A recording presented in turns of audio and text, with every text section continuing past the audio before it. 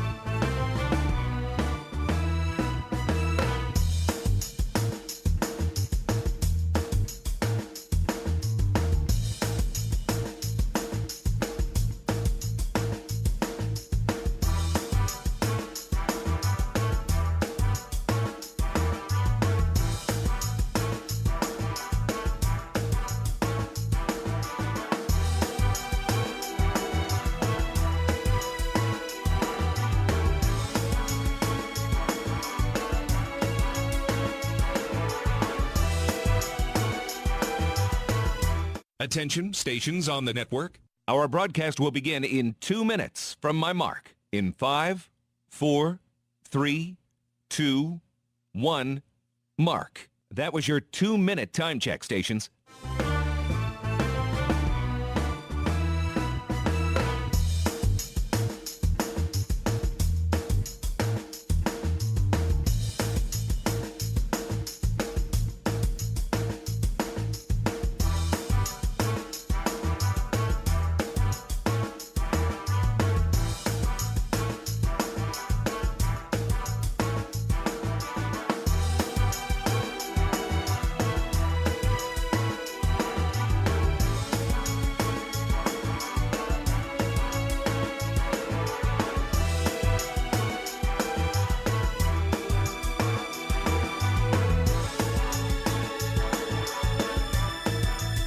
Attention, stations on the network. Our broadcast will begin in 1 minute from my mark. In 5, 4, 3, 2, 1, mark. That was your 1-minute time check, stations.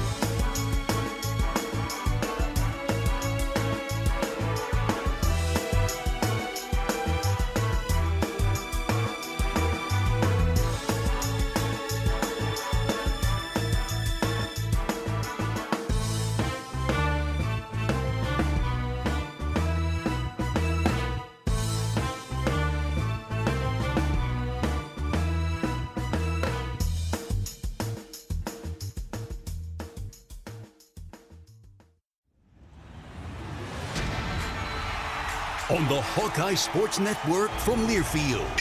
This is Hawkeye Baseball.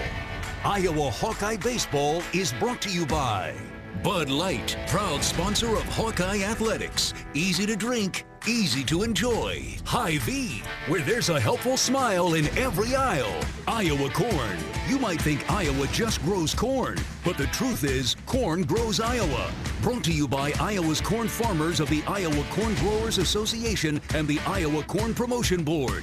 Also brought to you by Oak Knoll Retirement Community and by University of Iowa Healthcare. Changing medicine, changing lives. Hawkeye Baseball is on the air. From the campus of the University of Iowa, it's baseball time in Iowa City. Live from Duane Banks Field, Iowa Baseball welcomes the Lindenwood Lions from the Ohio Valley Conference for a 3-game set beginning this afternoon. Welcome to the broadcast booth at Banks for the first time this season alongside my fine color analyst John Evans. I'm John Leo. Iowa and Lindenwood meeting for the first time in program history, but Iowa is very familiar with OVC foes, having played all but 2 teams from the league in school history. The Lions come up from the St. Louis area with a 5-7 record, and in their 4th season as a D1 institution are looking to build on a 30-30 record from a season ago. Lindenwood has seen steady progression, steady improvement since they became a D1 institution in 2023. Iowa is 8-4 on the season, 3-0 here at home. The first weekend series here at Banks this weekend as we dodge a storm system moving through the area. Moved first pitch up a couple of hours today. Might have a couple more time changes the rest of the weekend. We'll see how the weather impacts. But the first weekend in March, being able to play at home, that's a big deal and a good sign. Good news for the Hawkeyes, who are able to sleep in their own beds this week after spending the first 3 weeks of the season on the road all across the country. Final weekend of non-conference action before the Hawkeyes turn to league play next weekend. And in the thick of a 5-game homestand beginning today, it's the Lions and the Hawkeyes, Lindenwood and Iowa, opening the series at Banks today with first pitch coming up in a bit. Iowa took down Loris on Wednesday 10-0. John Evans has the highlights from the win. And now it's 3-1. See if he can do some damage here. Out to left field, drifting back. That's got the left fielder in a bind, and that bounces off the wall. 3 runs will score. Gable will cruise into second base. Jam on the brakes there. A 3-run double for Gable Mitchell as the Hawks take a 4-0 lead on Mitchell's 6th double of the season and RBIs 11, 12, and 13. That ball is popped out into left field over the left fielder's head, bounces off the wall, scoops it up. That will be a hard hit double with 2 outs for Mitch Wood. 0-1. Breaking ball's ripped down to the right field line. That's going to get all the way to the wall, and there it'll round first. Wood will cruise into the plate. Back-to-back 2-out doubles for the Hawks, and it's 5-0. 2-1. That ball is ripped out into left. Will it stay fair? It does. Home run right down the left field line. A 3-run bomb for Mitch Wood. And the Hawks lead 8-0. Here's the 0-1 pitch. Strohmeyer rips that into the right center field gap. Will it get through? It does. All the way to the wall. Strohmeyer hits second. He's flying. He'll head to third. Stand-up triple for Kellen Strohmeyer to open up the 7th inning. First pitch to Mitchell. Line drive single, and that'll do it. Boy, Hawks catch a break there. That ball will get to the wall. Gable Mitchell will cruise into second. Another 3-run double for Gable Mitchell. And that will end the game as the Hawks win 12-0 on the walk-off Gable Mitchell double. Run rule victory for Iowa over Loris on Wednesday, 8-4 now on the season. 3-game series here at home against Lindenwood, meeting the Lions for the first time in school history. Iowa and Lindenwood will get started today just after 2 o'clock on the Hawkeye Radio Network. That's when we've got first pitch scheduled We're back to preview the Lions a bit when we come back right after this on the Hawkeye Radio Network from Learfield. Can you think of anything that costs the same today as it did 10 years ago? There isn't much. That is, unless you're a Mid-American Energy customer. Thanks to all the renewable energy we're generating, our customers pay nearly the same rate for electricity today as they did back when we were all singing, "Call Me Maybe."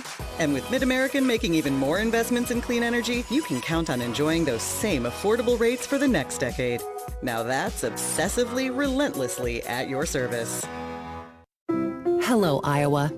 Here's a promise. Wherever you are in this great state, University of Iowa Healthcare is here for you, even if you never walk through our doors. Educating, caring, leading research, sharing our expertise with all. Because we believe that UI Healthcare is here to make all of Iowa better. UI Healthcare, changing medicine, changing lives. Visit uihealthcare.org.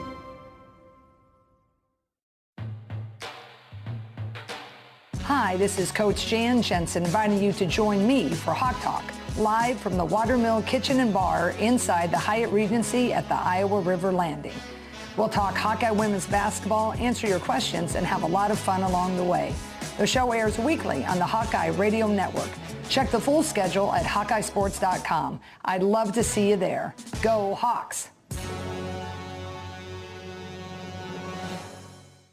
You asked for all the extreme internet performance at an all-in price, and we listened. Get 1 gig internet with a 2-year price lock and everything included. Unlimited data for non-stop streaming, powerful Wi-Fi for enhanced coverage, built-in online threat protection, and internet equipment. All for just $65 a month for 2 years. It's the extreme 1 gig internet deal you asked for. Call 844-4FASTER or visit extreme.com for details. Offer available to new customers only. Price doesn't include one-time charges, tax, and government fees.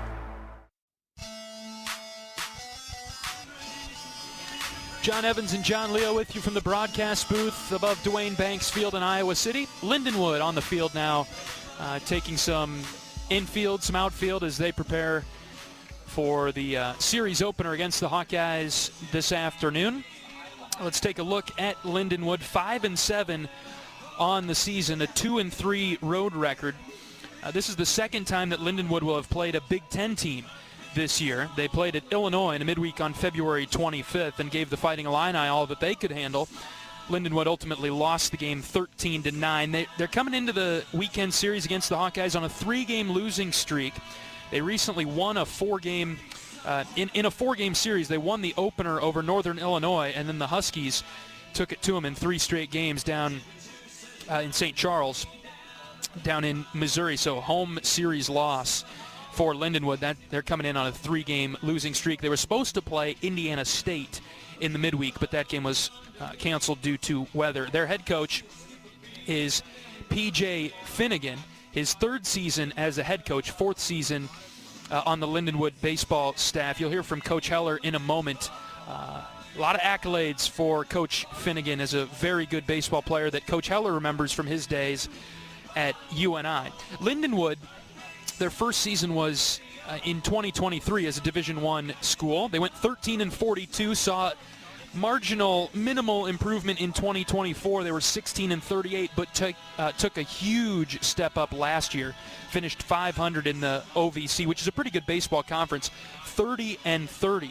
The Lions finished last year. They're off to a 5-7 start this season. Will Greery is a name to watch for Lindenwood. A pretty good hitter, batting .367 as a freshman. He plays second base, so to watch for him as he comes up for Lindenwood as their cleanup hitter. Pretty good pitching staff for the Lions. They lead the conference. They lead the Ohio Valley with a 4.44 ERA. They give up just under 4.5 runs a game. They throw a lot of strikes, 78 strikeouts, 33 walks, and they'll throw Josh Newell today, who was the 2025 Ohio Valley Conference Pitcher of the Year. He went 10-2 last season. So Newell will get the nod for the Lions on the bump today as Lindenwood and Iowa meet for the first time. Iowa at 8-4, a little bit of a shakeup to the rotation. We'll hear from Coach Heller in a minute about that, but it's going to be Jaron Bleeker who gets the start today. Logan Rundy will go tomorrow, and Iowa left it as TBD for Sunday. We'll see how Iowa rolls through the pitchers in the first 2 games to set them up for Sunday. But for now, Jaron Bleeker earns the start, partially due to the fact that Jaron's been really good for Iowa so far this season.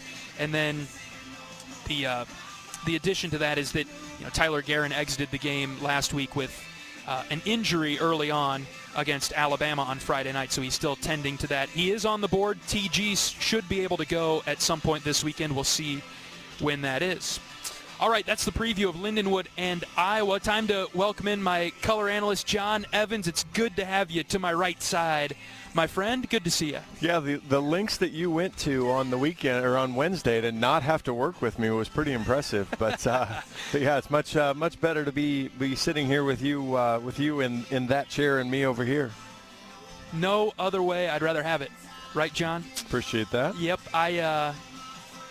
I'm back. I'm a little. I've got this eye patch on. We'll leave it at that. And John is, for the listening audience, John Evans, not a huge social media guy, but I sense that maybe if you follow him, he might be pulling some fast ones on me. I don't know if he'll sneak a picture of me on with this eye patch on. I don't know that I'm going to post a picture of myself with an eye patch, but John might sneak one in. I don't know. Well, some folks really take their fandom to extreme, and the fact that you're a Pittsburgh Pirate fan and decided that today you're going to show up to the game in an eye patch is really a bit extreme, but it's okay. And all joking aside, I have a friend and a client that I work with. That I told him what you were going through, and he said it's just an incredibly painful experience. So I know you'll testify to that. As so no joke on what you've been going through, and the fact that you called the game last Sunday. I'm surprised. The good news is you're on the radio, so no matter how accurate you were, people might not have been able to tell. But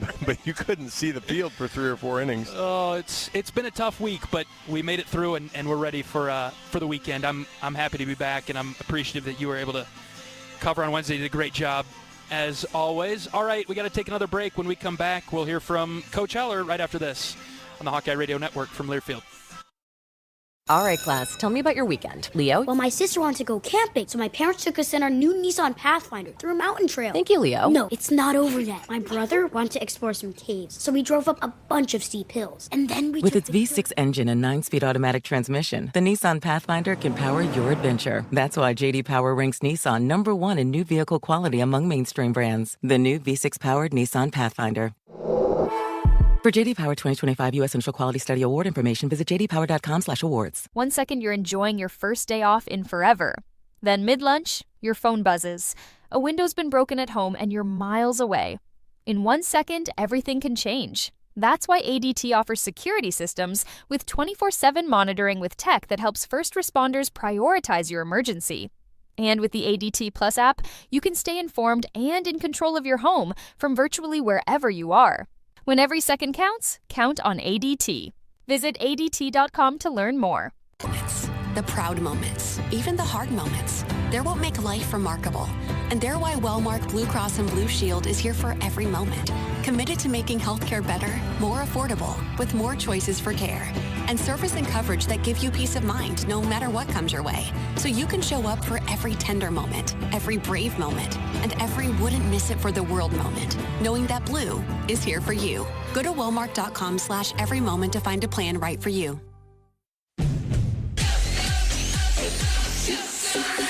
Go for the big Honda savings at your local Honda dealer. Go for the selection and inventory. Honda cars, trucks, vans, and SUVs are in stock and on sale. Go for the most Car and Driver 10 Best Awards with 98 trophies. And KBB.com's Best Value and Performance brand. Search your local Honda dealer today.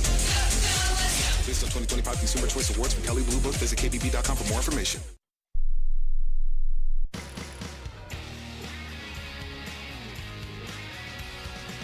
Welcome back to pregame coverage of Iowa Hawkeye baseball, the series opener against the Lindenwood Lions. We're joined by head coach of the Hawkeyes, Rick Heler. Coach, another good midweek win for your squad earlier this week. Yeah, it went about as well as it possibly could. You know, we got all the pitchers out there for the most part, a couple short of what we wanted to do because the 10-run rule came into effect. I would have liked to gotten 2 more out there, but it didn't happen.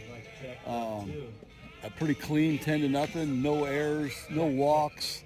How about that? Yeah. It was just pretty good outing by our staff. And done that a couple times this year with the no errors, no walks type of deal. No, that was great, and just shows you that the guys weren't playing the name on the jersey. They just went out and played the game and took care of the things they could control, and I like to see that. And now here we are having a chance to play a home series before the first weekend in March. You can't beat that. We talked about it before the season, Coach. Midweek record needs to be a little bit better. The approach, at least, needs to be on the attack. How do you feel about that so far? Well, so far so good, but we haven't played any D1 teams yet. So the challenge is when you got to go on the road to Milwaukee or to Bradley or Illinois State after you're beat up from the weekend, and we'll find out a lot then. Yeah. You talked about home series here this early in the season, and it's low 60s. This feels pretty good to me, Coach. Sleeping in your own bed this week, how big of a relief is it for the guys after 3 straight weeks on the road? I mean, it's absolutely huge. It's exactly what we needed, and had we had to travel this week and then go to Penn State and Michigan State, man, that's tough. I mean, we got beat up this year on the road, a lot of injuries, most of it just random bad luck baseball stuff that has been kind of going against us. And pretty much all of them except Earlbeck will be back. But for now, we're playing without 2 of our catchers, playing without our starting center fielder, who's also our 3-hole hitter, and 1 of our third basemen, and two of the starting pitchers other than Earlbeck have left the game in the second inning on the last 2 weekends. So, to be where we're at after dealing with all that says a lot about the team for sure. Do you have a timetable on some of the returners from the injuries yet? Or I think it's a tough call. I mean, like Swales and Risley could probably pinch run. Swales might be able to come in on defense. His is a oblique issue that they take a while. They take a while to heal, and you don't want to rush them because they start to feel good, and then you check swing and right back square one. And so we're trying to take it easy with Ben and just let it heal completely before he gets back out there and swings a bat. Risley's finger was broken pretty badly, and to me it's going to be at least 10 days probably before he even starts being able to swing and try to work back in. So not great there. And then we'll get Carter Geffrey back, who hasn't seen any action. We'll get Carter back, I think the second game probably against Michigan State. Okay. And then Delgado is the one I think that could potentially go tomorrow. His hand, luckily he didn't have a break, but he got hit really hard in the hand on the bat in the Houston game, and I was really afraid it was broken, but he's still got a lot of pain, bone bruise, all that, and a little trouble gripping the bat. He can catch and throw fine. It's just a hitting thing with him. And then Garen's back on the board this week. I hesitate to say he won't start because we're going TBA on Sunday. New Friday night guy with Jaron Bleeker today. And then Rundy's going to go and try to keep building up, and everything is positive with his rehab on his lat. And then Tyler, if we use Tyler, the way we're kind of playing it, John, is whoever we have to use in these first 2 games, we're going to do it, and whoever's left, they will make a decision after the game Saturday who's going to start Sunday. Let's continue talking about the rotation in this weekend with the big change with Bleeker on today on Friday. What went into that decision? That was a combination of Tyler's injury and maybe that Jaron also earned the time. Yeah, Tyler's injury and then he, Tyler hasn't thrown that well, quite frankly, and but the injury made it a no-brainer. I mean, I'm not saying Tyler wouldn't have started anyway, because he probably would have. I mean, it had been a situation where we're like, okay, let's see if we can get right this weekend at home. But he may get that opportunity on Sunday, or it might be out of the bullpen. But Bleeker had been throwing great, and once we started doing the scouting report on Lindenwood, he's a really good matchup. Okay. for these guys, for their hitters. He's a good mix guy. Changeup's good against a lot of their hitters. He throws a good changeup. So hopefully, best laid plans, it works out. What's the big difference between a guy like Jaron coming out of the bullpen in the middle of a game compared to him starting?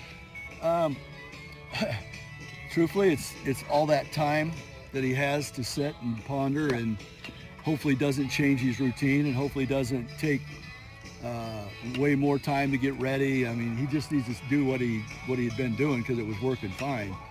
And it's more of probably a mental thing than anything else.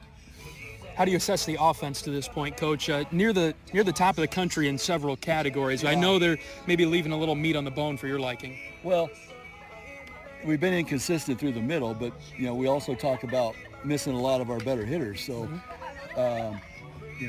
that's, I guess, what you would expect, to have a little less production when your starters aren't there. And I had our sports information director, Sam Baszler, run the stats, the numbers for the hitters, minus the 3 Division III games, and they were pretty eye-opening as to our issues, with some empty at-bats that were costing us.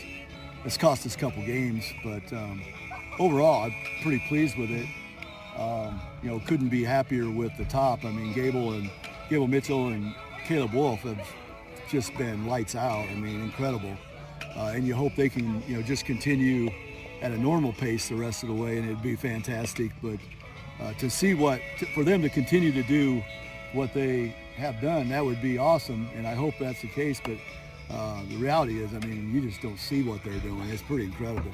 We're making it quite a way through the season already at this pace. I mean, this isn't just a weekend. And they're doing it not against the Division III guys. They're doing it against the best arms and the guys that we're seeing on the weekends. As we look at Lindenwood, Coach, first season as D1 in 2023, they have steadily improved. They were a 500 team last year. They're coming together real nicely. Yeah, PJ Finnegan's their coach, and I've known PJ for a long time. He was a player at Southern Illinois when I was at UNI, and he was the Missouri Valley Conference MVP in 2005. He was a great player. I mean, a great player, and he was a true dual position guy. He played shortstop every inning that he wasn't pitching, and he'd take the ball on the weekend for his start, and he usually gave him seven innings or more. And he was such a good player. He was voted to the All-Missouri Valley All-Century team. All-Century, yeah, that says a lot. Yeah, and he coached at Southern then for 9 years as an assistant. After pro ball, he played for the minor league. He played in the minor leagues for the Tigers, and went in as an infielder, not a pitcher, and played a long time in the minors, and then got into coaching when he came back out. Was at Carbondale, and then SIUE, actually coached their softball team for a short time, and then he's been at Lindenwood, and I told him, before we came over here, that I had a chance to talk to him during batting practice, and he and his staff have done a really nice job with the Lindenwood program. It's in a great area, and St. Louis has a lot of good players, and they've just done a really good job of getting the guys they could get, and maybe the ones that were under the radar, or the guys that blew up late, and they only knew about them, and just transfer portal. They got the Bennis kid we're going to see tomorrow, and we'll talk about him. I mean, just when we saw him at Indiana last year, we're like, wow, really good arm, but just scattered it around a little bit, sprayed it around, but great arm. And now they've got him throwing strikes, and he's tough. Their pitching staff is really tough. We're going to face the Missouri Valley or the Ohio Valley Conference Pitcher of the Year today in Newell, and it doesn't get easier tomorrow, as Bennis is going to be really tough. And then they got a good arm, good left-handed arm on Sunday that they're going to throw at us. So their pitching base, if you look at their ERA, it's like 3.8 or something like that as a team, or something in that range, whatever. And it's pretty darn good. Yeah, leading their conference. Excited for your offense then to see how they go against a staff that is certainly going to be no pushover. No question. And like we talked to the guys in the scout, Newell is a pitcher that you're going to go into it, unless he just has a bad day. He pounds his own. He just doesn't walk guys, and you're going to have to hit him. I mean, if it's a normal day for him. But like Marty was telling our guys, he makes a living on guys swinging at fringe pitches and edge pitches and edge pitches. But he hits those edge pitches with all of his pitches, it isn't just his fastball or his breaking ball. So it's going to be, are we disciplined enough to maybe give him some strikes early to be able to try to get something over the middle of the plate? Last thing, Coach, before we let you go. Last weekend in non-conference, you got Penn State coming up next weekend. What's the one or two things that you're really looking for your team to sharpen up this weekend at home?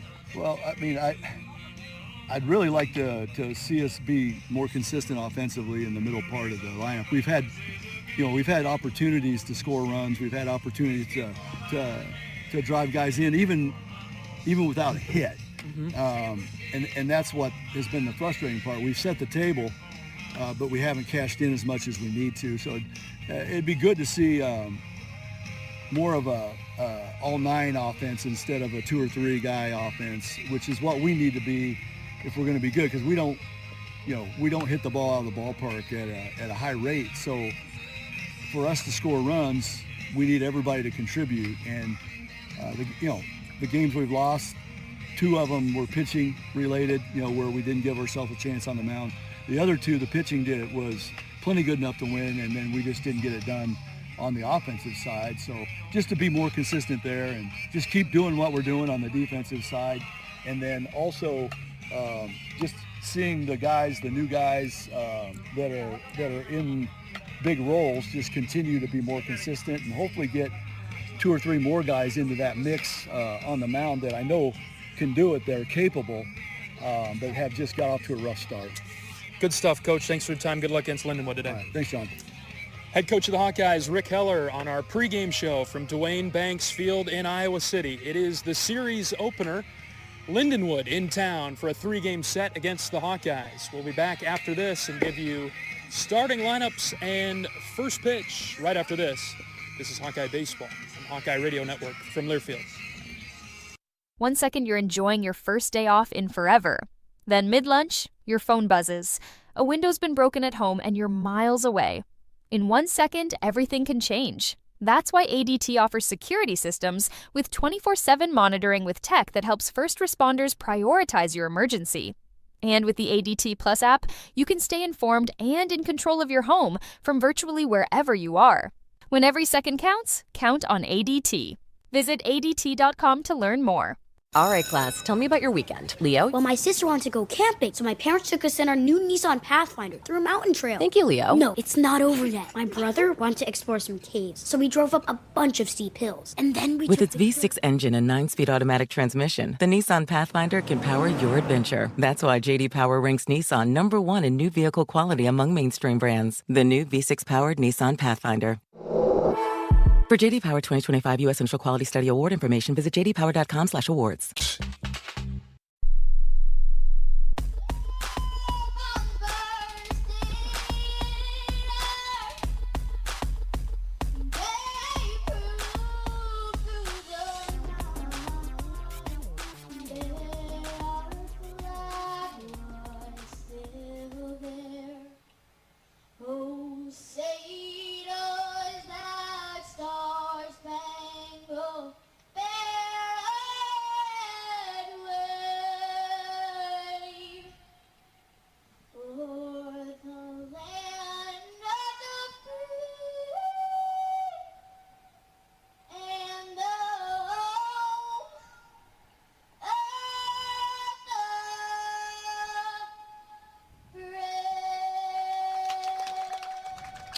All right, national anthem is complete. Starting lineups have been announced. We've got one more pregame break to get through, but first let's pause 10 seconds for station identification. 10-second station ID. This is Iowa Hawkeye Baseball.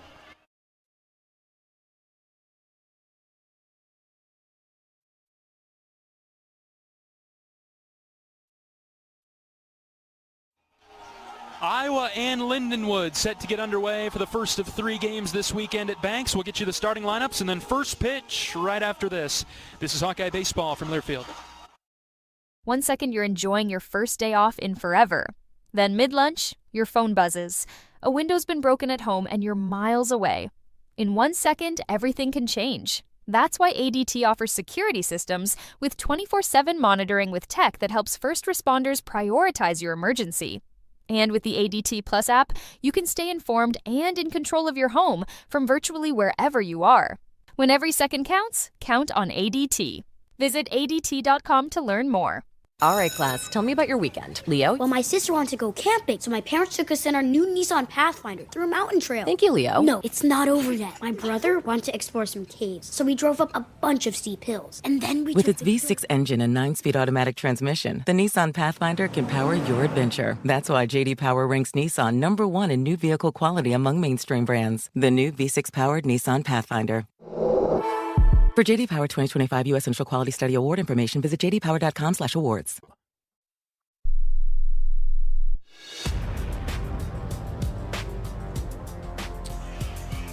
John Evans and John Leo with you from the broadcast booth at Duane Banks Field in Iowa City. Nice to have you along with us this Friday afternoon, just about set for Lindenwood and Iowa, meeting for the first time in program history. Lindenwood comes in with a 5-6 record. John and I did some math during the break. 5-6 the Lions are. Iowa 8-4. The Hawkeyes have taken the field. It's time for today's starting lineups. We'll go first with the Lions. Charlie Isom McCall, he's the shortstop. He'll lead things off for the Lions, followed by Cam Edwards in center field.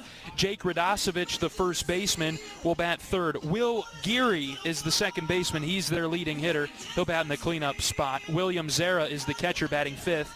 Ethan Cantaria is in left field, and he'll bat sixth. 7, 8, 9. Philip Sirota, the DH, Tyler Ellis, the third baseman, and Sam Driscoll, the right fielder. Defensively for Iowa, left to right on the infield, Jackson Frost at third, Cooper Schulte at short, Gable Mitchell at second, Caleb Wolf at first base. Outfield left to right, Joey Narrett, Jalen Ziegler, and Kellen Strohmeyer. Today's starting catcher is Max Burt, and making his first start on a weekend is Jaron Bleeker, the right-hander. 2-0 on the season with a 1.54 ERA, a 1.11 whip. He's thrown 11 2/3 innings, 11 hits, just a couple runs, 2 walks, 8 strikeouts. So great ratio that way. Bleek's going to get it. He'll get it up there around 90 plus or minus. He'll throw a little a sinker, cutter as well, and then a curveball, slider, changeup. Really good mix. Really earned this spot. I mean, I know he's taking it with Tyler being just a little injured, but Bleek is ready for this role. He's been put into some pretty tough spots this season. Bleeker has come in, done a really nice job. You think back to the Saturday against Florida Atlantic. Bleeker came in to relieve Logan Rundy, who was removed from the game due to injury early in his start. Rundy only made it an inning and 2/3 in that one. Bleeker came in and saved the day. 4 2/3 from Jaron. Gave up 2 hits. He struck out 2. No walks, no hits, and no runs in that outing. A couple of hits allowed, but no runs and no walks. As we're underway in Iowa City, Charlie Isom McCall, right-handed hitter in the box for Lindenwood, fouls the first pitch off to the left. We're underway at 2:03 in Iowa City. Slow national anthem. Yes. If you took the over, you are in good shape. Jaron, a 6'3 sophomore from Sergeant Bluff, deals the 0-1. Slider just low and out. It is 1-1. Eric Lovelace is the home plate umpire. Cody Oakes down the line at first. And Owine, Iowa native from my hometown. Chris Dykman at second. And Don Umland, third base umpire today. Here's a slow roller to Mitchell at second base. Gable's got it. And he retires the speedy Isom McCall, 1 away in the first. Good hustle down the line there from Isom McCall. Mitchell had it well corralled, and then a good arm got him by half a step. Bleeker, the starting pitcher for Iowa today, very steady, level-headed sophomore for Iowa. It's been fun in a couple of his previous outings. You know, we've gone from Logan Rundy to Jaron Bleeker to Kyle Olivo as Bleeker throws a pitch by Cam Edwards, left-handed center fielder for the Lions. So you go from Rundy and Bleeker, who are very steady, level-headed guys, and then you mix in Kyle Olivo, who's a bit more fiery than these two. But honestly, out of a starting pitcher, I like Bleeker's demeanor. Just quickly gets on the rubber and fires it. He's ahead of Edwards, 0-2. Edwards, a senior, batting only 188, 9 hits and 48 at bats, but he does have 3 doubles this season. Bleeker out of the windup, the 0-2 pitch. Slapped in the air, foul over to the left. We'll do it again. Yeah, Lindenwood's a team that's really built on pitching, just a 244, 245 team batting average. 5 home runs. Has some double power with 22 doubles on the season, but really just get in the zone, attack. 0-2 hit in the air, foul again over to the left, same spot. Lindenwood on a 3-game losing streak.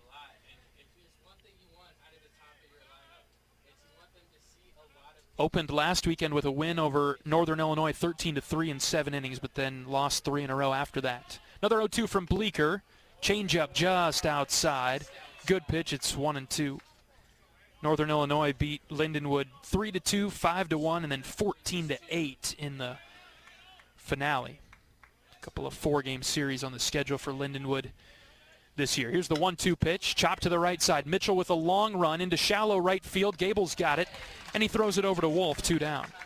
That's when you know if Bleeker is on, that's what you're going to get. You're going to get a lot of softly hit ground balls kind of around.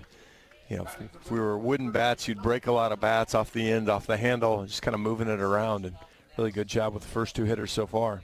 Inducing that weak contact, right, John? Absolutely. Here's Jake Radosevich, right-handed hitter. First pitch, just low and in from Jaron. Radosevich, a decent hitter for the Lions. 14 hits in 40 at-bats. Bleeker winds and fires the 1-0. Slider outside corner, 1-1. Yeah, a couple of your higher batting average guys here coming up here in the 3 and 4 hole. So still want to attack here. It's not exactly a great hitting day to show a lot of pop. Beautiful changeup from Bleeker. Swung on and missed, 1-2. Overcast skies with some sun peeking through. Temps in the low 60s. There's some humidity because of the storms coming through the area earlier today. 1-2 from Bleeker, swung on and missed. Buried him with another changeup. Radosevich swung over the top of it, and Bleeker works a 1-2-3 inning to get us started this afternoon at Banks. Gable Mitchell, Cooper Schulte, and Caleb Wolf are due up for Iowa in the bottom half of the inning when we come back. This is Hawkeye Baseball from Learfield. Our mission at Oak Knoll is to provide exceptional retirement living and health services through life care. I'm Steve Rowe, CEO. We are a not-for-profit life plan community and have served the Iowa City area for 58 years. Oak Knoll is located near the University of Iowa hospitals and clinics, Kinnick Stadium, Carver Hawkeye Arena, Hancher Auditorium, and downtown Iowa City. Visit our website at oakknoll.com to learn more. We are a proud sponsor of Hawkeye Athletics. Go Hawks! Save time when you shop online with Hy-Vee. Hy-Vee makes it easy to order groceries online through our app or Hy-Vee.com. Pickup is always free. And if you have a Perks Plus membership, you get free delivery and free express pickup. Shop online with Hy-Vee and you can create and save grocery lists, shop the sales, and get fuel savers. Talk about convenience. Order groceries online today. Check out Hy-Vee.com or download the Hy-Vee app. Iowa comes to the plate in the bottom of the first after holding Lindenwood scoreless in a 1-2-3 inning in the top half. Here's the batting order for Iowa today. Gable Mitchell will lead things off, followed by Cooper Schulte and Caleb Wolf. Middle of the order for Iowa today, Kellen Strohmeyer's in right. Mitch Wood is the DH. And Joey Narrett plays left field and will bat 6th. 7, 8, 9, Max Burt, the catcher. Jackson Frost, the third baseman. And Jalen Ziegler, the center fielder. Starting pitcher for Lindenwood is Josh Newell. Newell, right-handed senior from St. Charles. He's been around for quite a while. He is the reigning 2025 Ohio Valley Conference Pitcher of the Year. Yeah, you mentioned those numbers. Numbers this year even a little bit better. 2-0 on the season, 2.81 ERA, 131 WHIP, 16 innings, 18 hits, 6 runs, 5 of those earned. Only walked 3, struck out 10. So again, he's kind of an action guy. Just 3 extra base hits. The Hawkeyes are going to have to You heard Coach Heler talk about extending the lineup, kind of getting guys through. You're going to see strikes. You got to go get it. Fastball's going to be around 90, but a good mix of pitches besides. I think it's a good enough challenge for these Iowa hitters. They've kind of seen both ends of the spectrum, right? As Gable Mitchell swings at the first pitch that he sees, the left-handed second baseman flares it foul over to the left. You know, we've seen some really good pitching, Oregon State, Alabama, even that first weekend against Kansas State. And then, we've had some D3 opponents roll through. This is pretty much right in the middle, I would say. As Mitchell spins one to the left side. That's going to roll fair and just to the left of third base. Boy, how about that spinner? Foul. That was an interesting ball. That was 3 or 4 inches foul. All of a sudden it spun back fair. Third baseman has a panic attack, waits, and he gets one more spin, and that ball was just an inch or two outside the bag. And as you might imagine, Gable was already through first base, so he would have been on. But instead, the count is 0-2. Yeah, Tyler Ellis had no chance when that ball spun back fair, so his only hope was spin back foul. Unfortunately for him, it did. Newell was 10-2 last year with a 3.15 ERA. No balls and 2 strikes. He's ahead of Mitchell in the bottom of the first. Gable lines it sharply foul again over the Lindenwood dugout to the left. I will say this about Newell. He's got good enough stuff to maybe have explored other options at different schools, but I can appreciate him staying loyal to his hometown university. Yeah, you'd think a 10-2 with a 3.15 ERA, he probably got a call or two that said, "Hey, are you interested?" And so for him to stay and say, "I'm after this," that's impressive in this day and age. Absolutely. Ball and 2 strikes on Mitchell. The pitch to Gable, missed outside once again, 2 in a row, low and away. Yeah, he really commands the fastball well. If you can lay off the slider and the changeup, he doesn't throw it for strikes. He depends on you to really swing over it. 2-2 to Gable. Swing and a miss. Mitchell strikes out. That's a rarity. Just the second strikeout of the season for Gable. 1 away in the bottom of the first. And that was it right there. That was that little bit of a cutter down and dropping out of the zone. Just had him out in front a little bit, and Gable couldn't get down to the level. A lot of mid-80s from Newell so far as he gets his start going. Deals a strike past the right-handed hitting Cooper Schulte. Schulte, the shortstop for Iowa, this week named to the Brooks Wallace Award watch list, best shortstop in the country. Cooper is certainly deserving of that honor on the watch list. He's been outstanding defensively. Offensively for Schulte this year, 348 hitter, 16 hits, 46 at-bats, 6 doubles, a triple and a home run. He's batted in 12 runs. Sliders missed on a couple in a row now from Newell. It's 2-1. Really important for Cooper here to kind of pick a tunnel that he wants to see a pitch in and try to get one. There's a line drive right up the middle. That'll bounce in front of the center fielder, Edwards. Right on cue, John. Schulte stroked it right up the gut. That was a good tunnel. Fastball, outer half of the plate. 91 coming in, 102 going out. So good barrel there for Cooper Schulte, and bring up Iowa's other hot hitter in Caleb Wolf. Wolf had typically followed Mitchell in a 1-2 punch, and we were kind of riding that as being probably the best duo, best tandem in the conference. And Coach Heler and Coach Sutherland decided to break it up a bit, put Schulte in between them. As Caleb hits one on the ground to the right side, this could be double trouble. Second baseman flips it to the bag for one, back to first. Not in time. Wolf beats it out. But they do get the lead runner, Schulte, at second base. They ran that in on the hands. Oh, exactly. And to your point with the splitting those two up, the Oregon State game, Iowa had plenty of hits, but 7 or 8 of them came out of the top 2 hitters, and so it really wasn't strung out through the lineup. And so you split them up, and you hope that Cooper can contribute in between and help out. Wolf, the runner at first with 2 outs. Now here's Kellen Strohmeyer. First pitch to Strohmeyer, hit on the ground to second. They'll go the easy way, flipping it to Isom McCall, the shortstop covering the bag, and the force out applied there. Iowa goes down quietly. 1 hit in the inning from Cooper Schulte, but that's it. We're through 1 in Iowa City. No score between Lindenwood and Iowa. Back in a moment. This is Hawkeye Baseball from Learfield.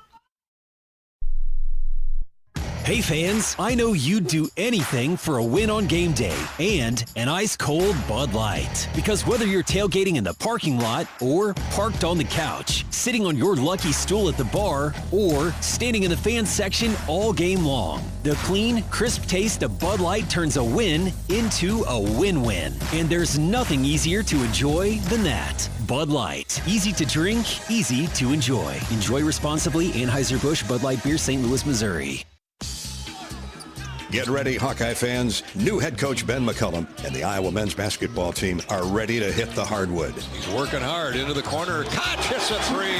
Oh, talk about catch and shoot. Carver Hawkeye Arena is heating up. Witness the electrifying plays in person and be a part of the roaring Carver crowd. Take in all the action happening at Carver Hawkeye Arena by visiting HawkeyeSports.com on Iowa and go.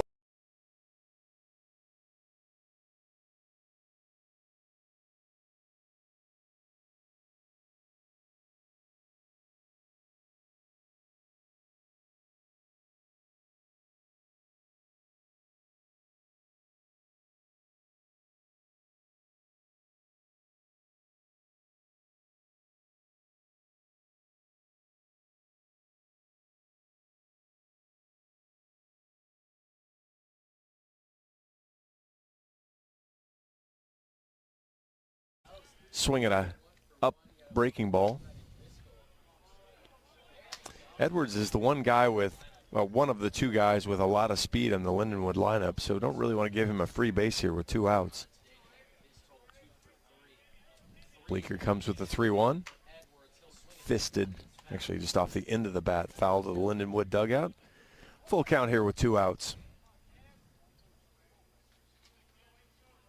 My computer wants to install updates too. We might as well just blow them all up at this point. Bleeker now with a 3-2. Swing and a miss. Down goes Edwards. And down goes Lindenwood, 1-2-3. Hawks lead 2-0 as we head to the bottom of the third. This is Hawkeye Baseball from Learfield. If you or someone you know is having thoughts of suicide, experiencing a mental health or substance use crisis, 988 provides the direct connection to free, confidential, and compassionate support. When you call, text, or chat 988, you'll be quickly connected to trained crisis counselors who will listen to your concerns, provide support, and connect you to additional resources if needed. There is hope. You are not alone. For 24/7 support, call or text 988 or chat 988lifeline.org. A message from Iowa HHS. We love it when the Hawkeyes do their thing, because if there's anyone who can appreciate building a legacy, it's John Deere. We've been growing our team since 1837, recruiting the best thinkers, doers, and makers to craft innovations that outpace the competition. Because whether it's cultivating the earth with a tractor or reshaping it with a 40-ton excavator, the machines we build are building America. Nothing runs like a Deere.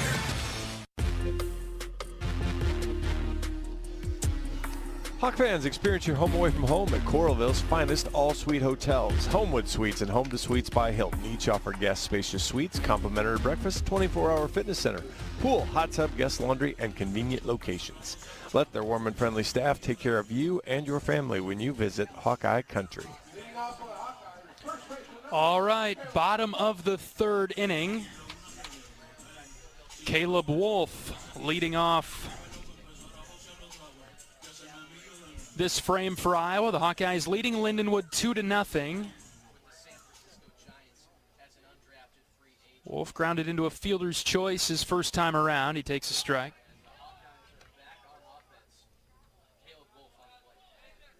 My wife said she had a commercial, so I'm going to assume that's a good sign. That is good news.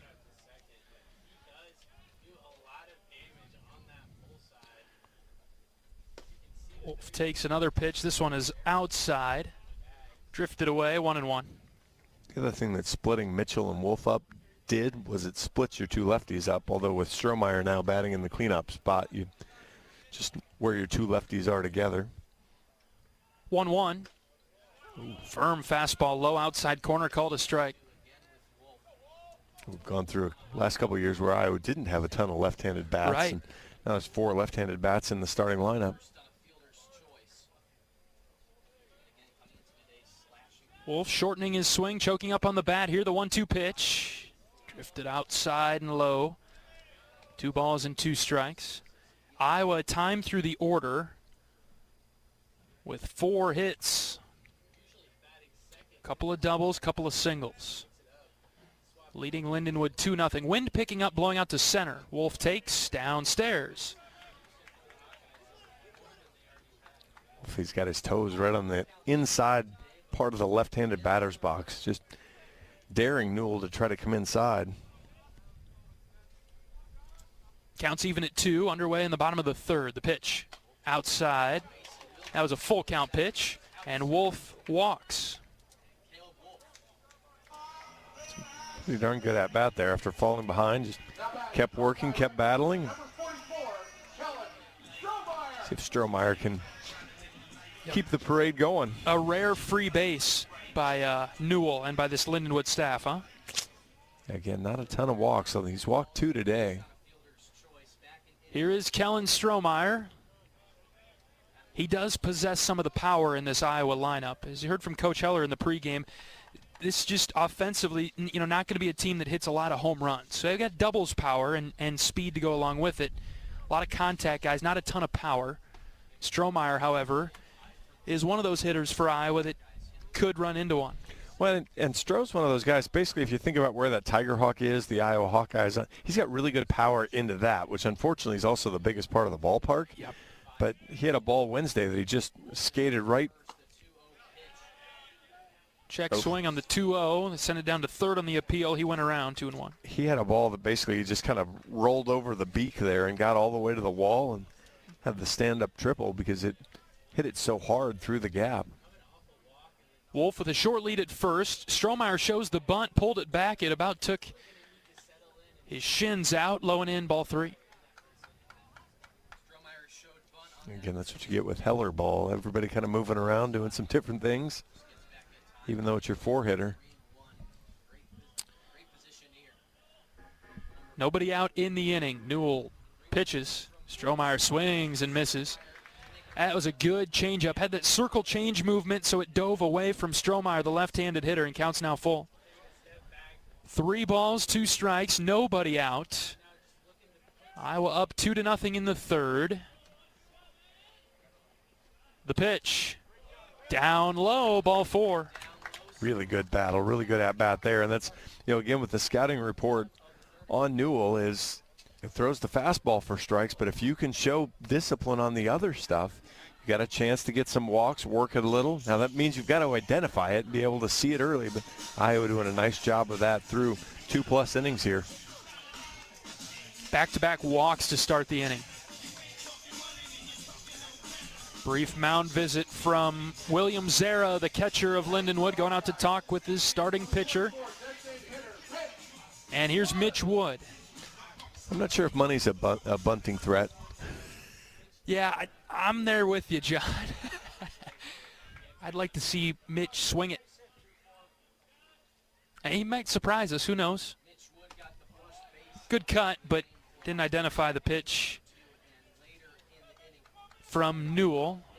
No, he was purely hunting, and it started in the tunnel he wanted, but it wasn't the pitch he wanted. No balls and a strike now. 1st and 2nd, nobody out. Iowa threatening again, back-to-back innings. And he's seeing a lot of off-speed. And he missed that one, 2-0. Yeah, in most approach, you're going to stay on fastball timing and then adjust to the other. So far, Mitch hasn't adjusted. He's seen 2 different off-speed pitches. And now who knows what's coming. A pitch that kicked up rubber from the turf. Low, 1-2. Yeah, he saw basically the same thing he saw before. Newell just held on to it a little bit too long and didn't quite fully spike it, but good play there by the catcher, William Zera. Wood trying to move the runners at the very least, and instead takes strike 3. Slider that nibbled the outside edge. That one Mitch laid off, but it was called a strike, and Wood is down for out number 1. Too close to take?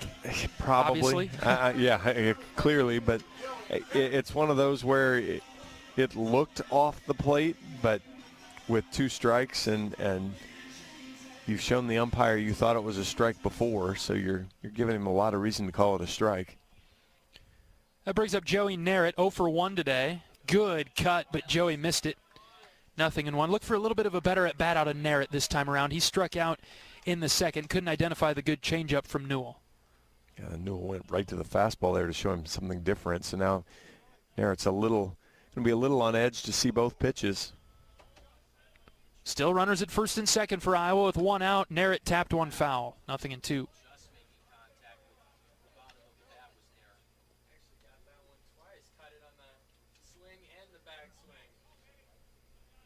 Yeah, see how Narrett, again, same spot. Newell working from a position of power here, ahead 0-2 and throwing the pitches for strikes.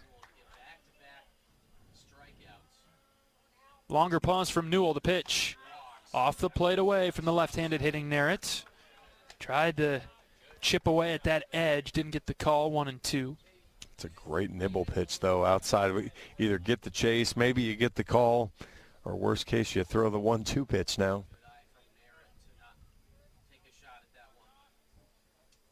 Ball and 2 strikes on Narrett, the left fielder. Newell's pitch. Swung on and missed. Back to the changeup. And down goes Narrett, 2 away. And what Iowa was so good at in the second inning of getting the runners on, quickly moving them over. 2 empty calorie at-bats there, and you get the first 2 runners on first and second. Now they're standing out there with 2 outs. So we've heard about from Coach Heler, Coach Sutherland, the main thing, just get consistent at bats 1 through 9. A little bit of a hole here in the middle of the order as Burt takes low for ball 1. Leadoff walks to two walks to start the inning to Wolf and Strohmeyer, and then Newell's followed it up with back-to-back strikeouts. So he's settled in the third. Iowa leads it 2-0. Next pitch to Burt. Just low and in, maybe? I'll buy down, maybe. It wasn't going to surprise me with the right arm came up on that one either. I'm right there with you. It's 2-0 now on Burt. Max doubled into the right field corner his first time around. The 2-0. There's a strike just above the knees, 2-1. 2 outs. Runners will be going on contact if Max can drive one here.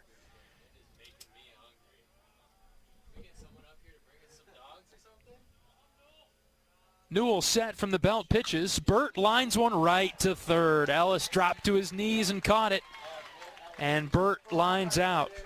So consecutive walks to start the inning reap no reward for the Hawkeyes, and Iowa held off the board in the third. We'll move on to the 4th inning. Iowa 2, Lindenwood 0. This is Hawkeye Baseball from Lairfield. 1 second you're enjoying your first day off in forever. Then mid-lunch, your phone buzzes. A window's been broken at home and you're miles away. In 1 second, everything can change. That's why ADT offers security systems with 24/7 monitoring with tech that helps first responders prioritize your emergency. And with the ADT Plus app, you can stay informed and in control of your home from virtually wherever you are. When every second counts, count on ADT. Visit ADT.com to learn more. It's time for Trash Day Nose Yoga with Hefty. Let's transform stinky scenarios with a joyful scent of Fabuloso. Inhale. You forgot to empty your kid's lunchbox. Exhale. A field of lavender. Inhale. Stinky leftovers. Exhale. Watermelon in the summer. That's the power of Hefty Ultra Strong Trash Bags with Fabuloso. Hefty, hefty, hefty!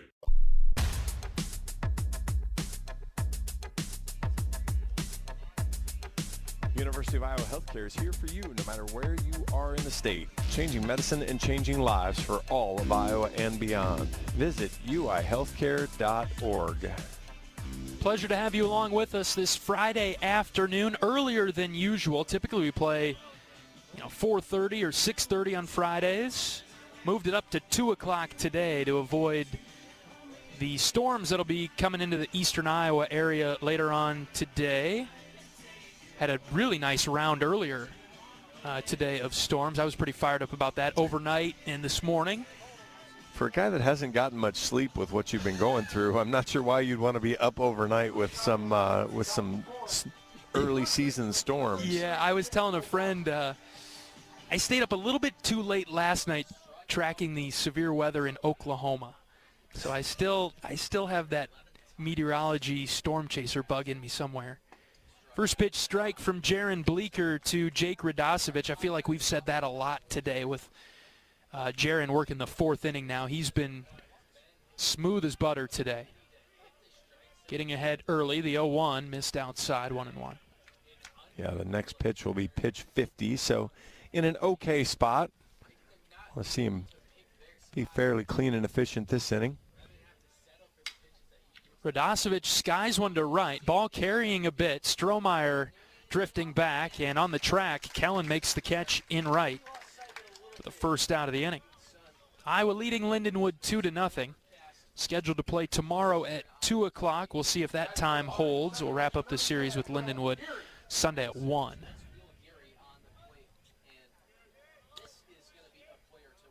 Hopefully you can track us and track the Iowa women's basketball team at similar times. Will Geary, the batter, he fouls one off to start his at-bat. Illinois today, is that correct? Yes. Yep, Illinois. They gave us all we could handle a couple weeks ago. I was at that game. That was fun. It was a feisty game. And strike at the bottom of the zone there from Bleeker, 0-2. See if Hannah Stuelke's back in full speed or if I was able to try to sneak a win without her and let her rest a little bit longer. 0-2 from Bleeker. This is hit well to left. Narrett with plenty of room as it stays in the ballpark. Makes the catch, 2 down. Yeah, funny, it looked like he hit that one better than he hit the first one, and that one was an easy catch for Narrett, and the last one moved him to the wall. Thinking the same thing. His first at bat when he flied out to left, I thought for sure that was shallow left. Yeah. And I'm in agreement. That ball carried better the first time than that at bat there. A couple of flyouts in the inning for Bleeker. Bases are clear for William Zera. He takes strike 1. Yeah, this is a good time of year, isn't it, John? We get into March. We've got a lot of basketball going on. For guys like you and me, hockey picking up, every game really important as teams have about 20 games left. Baseball season, we get into conference play. You really ramp things up. It's a good time of year for us. There's a lot of stuff to follow. Wrestling, of course. Should have a men's basketball team in the tournament this year for Iowa. That's trouble. Here's a ground ball up the middle and through into center field. Second hit of the day for Lindenwood, and it comes from Zera, who has both of the hits for the Lions. Second hit of the day for Zera. That one was more well positioned than anything else, but a roller right up the middle, and Schulte had him played to pull. 2-out single. After Bleeker allowed the single to Zera back in the second, he walked this hitter, Cantaria.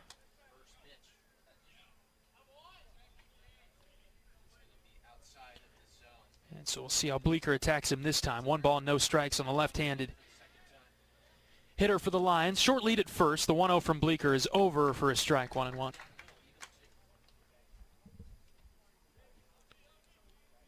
The last one, or a couple of louder outs before Cantaria. Hopefully Bleeker just has the confidence and attacks here. In command, and buried an off-speed pitch that Cantaria could not lay off. Went about 3/4 of the way through his swing. And it's 1-2 now. Yeah, there were a lot of oh-no's going through his head. He just couldn't apply the brakes. That's right. 1-2 from Bleeker. Swing and a miss. Oh, they say foul tip.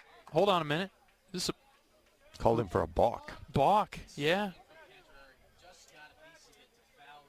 Bleeker asking the second base umpire what's going on here. It was a balk. It was called for a balk as he didn't stop. Bleeker likes to work fast. He kept moving, didn't come to a full stop on the rubber, and so great strikeout. Goes for a knot. He'll have to try again.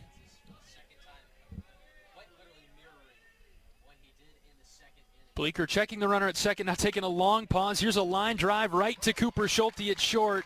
Schulte actually had to reach up pretty high to grab it. He stayed on the ground, but he made the play. And Cantaria lines out, so the 2-out single, harmless for Iowa defensively.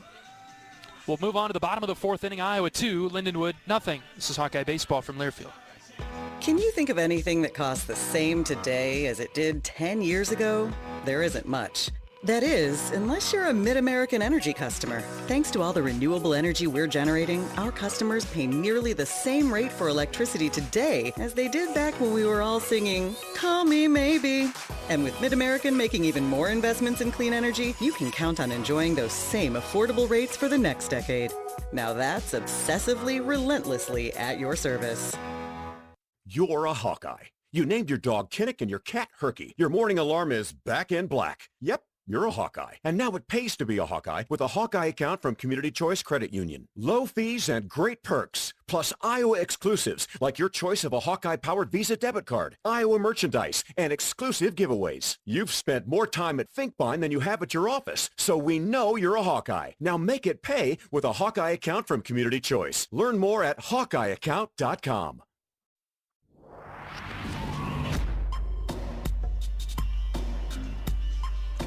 For all things baseball, including live games and talk, tune into SiriusXM College Sports Radio Channel 84 and the streaming on the SiriusXM app. Let's pause 10 quick seconds for station identification. This is Hawkeye Baseball from Learfield.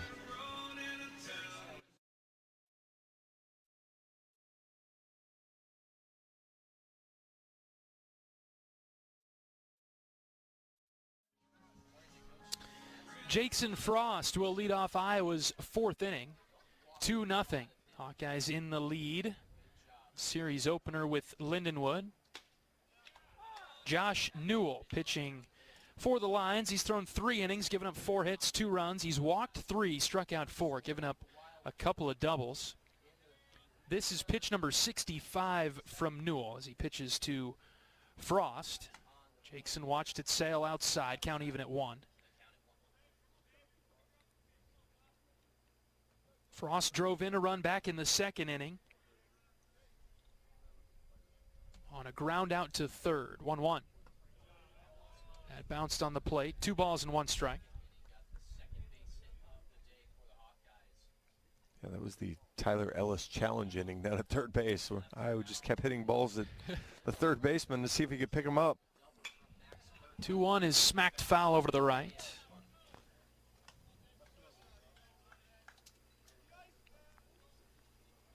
Frost batting in the 8th spot for Iowa today.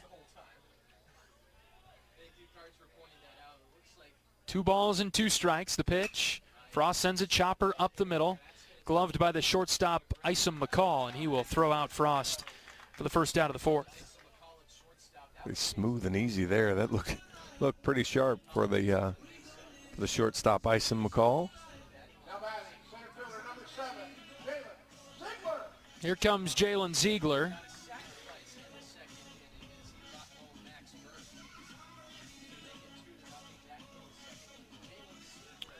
Ziegler, the bottom of the order for Iowa. Plenty of speed here. Let's see if Jay-Z can find a way on. First pitch, tapped foul in the box. Ziegler has one of Iowa's 4 hits today.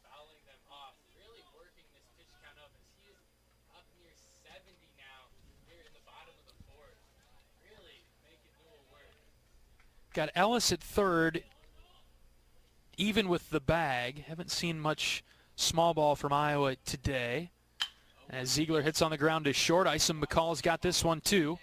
Throw close at first, but in time to retire Ziegler. Didn't like the foot positioning there of Radosevich at first.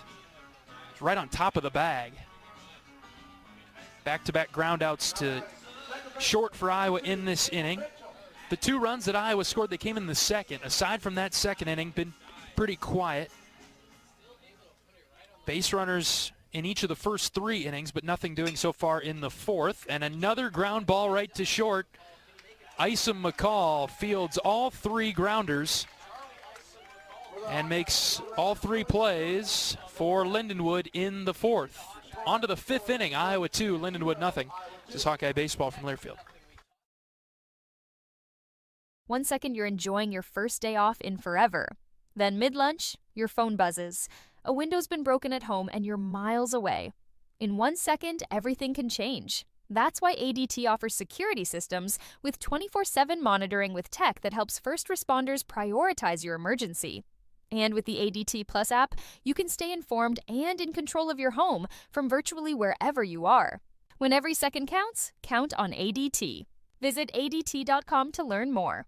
All right, class, tell me about your weekend. Leo? Well, my sister wanted to go camping, so my parents took us in our new Nissan Pathfinder through a mountain trail. Thank you, Leo. No, it's not over yet. My brother wanted to explore some caves, so we drove up a bunch of steep hills. And then we With its V6 engine and 9-speed automatic transmission, the Nissan Pathfinder can power your adventure. That's why J.D. Power ranks Nissan #1 in new vehicle quality among mainstream brands. The new V6-powered Nissan Pathfinder. For J.D. Power 2025 U.S. Initial Quality Study Award information, visit jdpower.com/awards.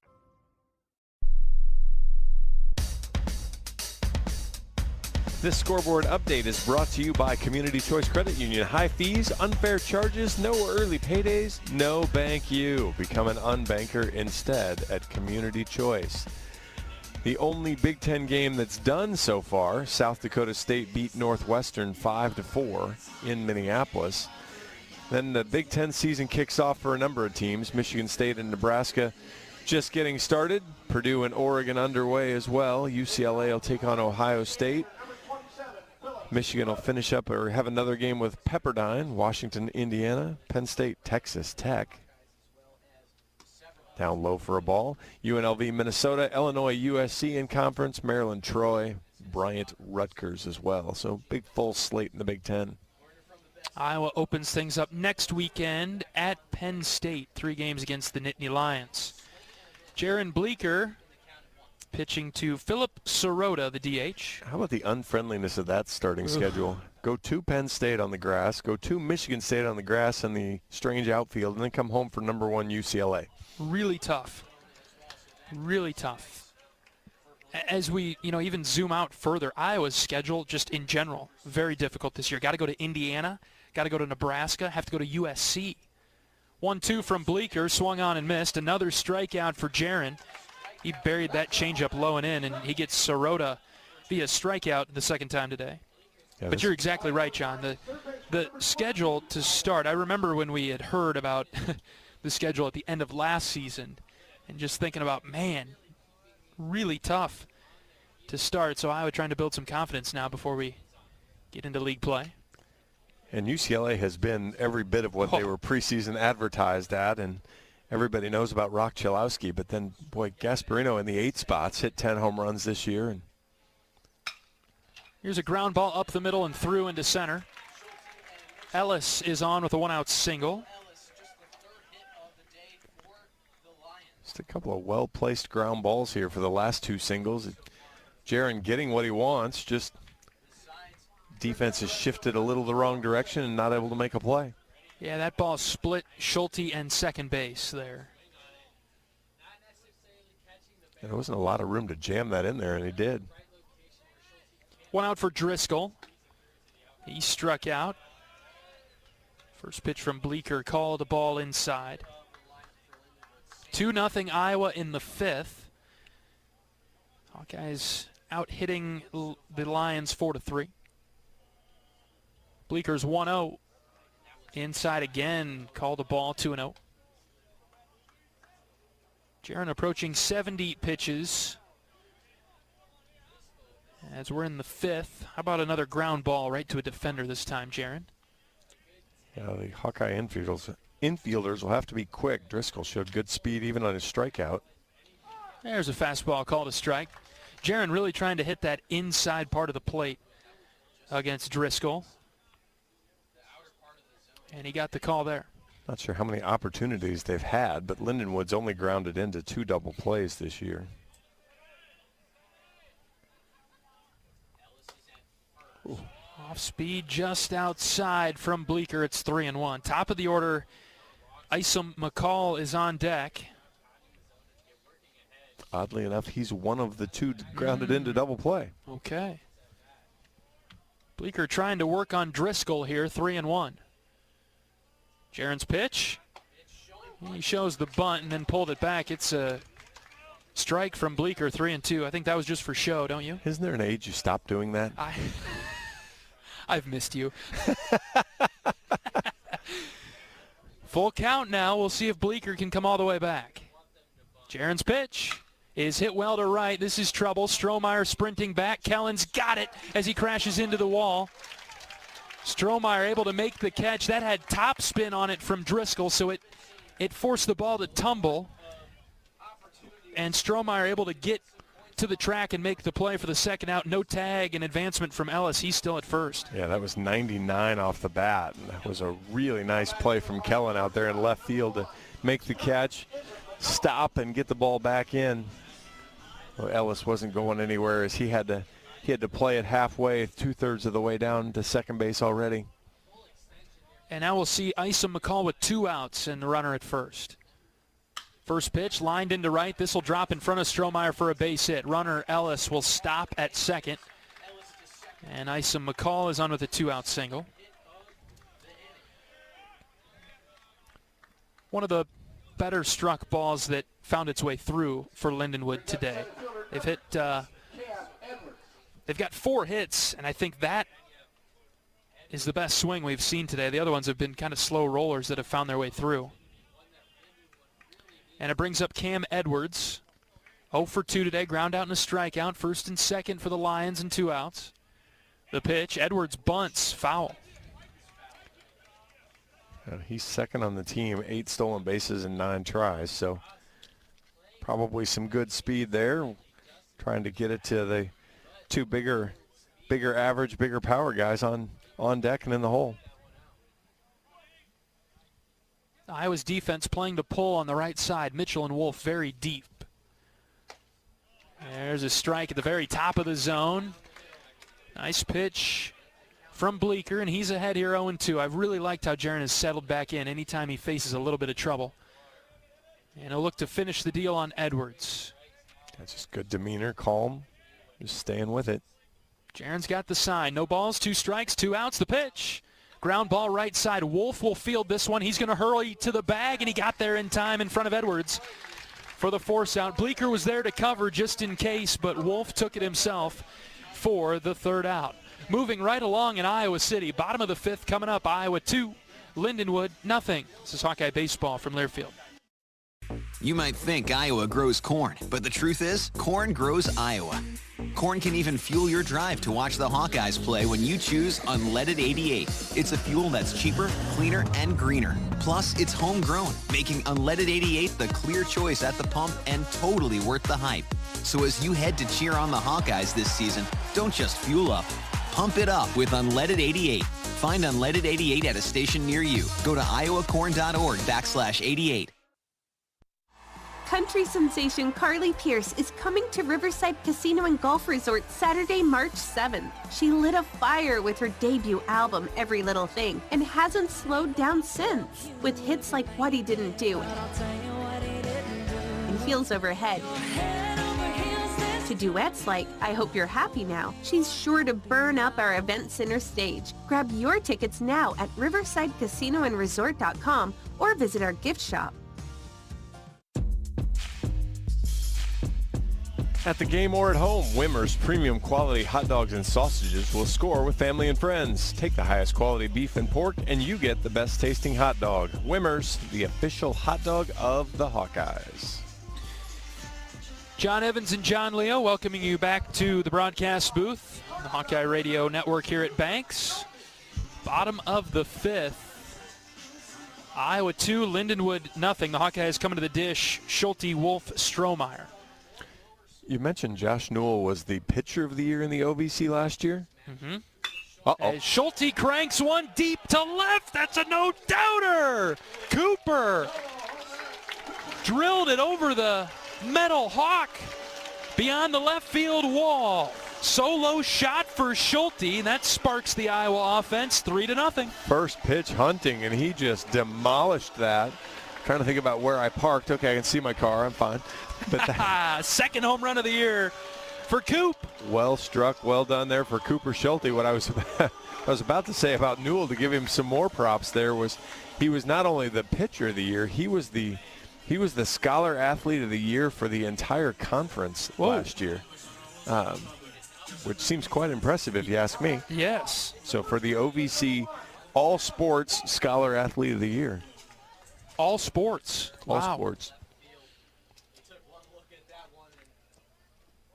Caleb Wolf, the batter, taking strike one. Cooper had to interrupt you there, John. We'll give our props to Mr. Newell, but I hope we get the uh-oh cut in there. yes. Whoever's clipping that, make sure that gets in there. Here's Caleb Wolf. Seen a couple of pitches called for strikes. 1 in, 1 out. Wolf today 0 for 1. Bounced into a foul, fielder's choice in the first, and he walked in the third. 3-0 Iowa now in the bottom of the fifth. Scoreboard malfunction. We've decided to give the 2 runs to Lindenwood. We didn't actually get out of the 5th inning. That's certainly not the case.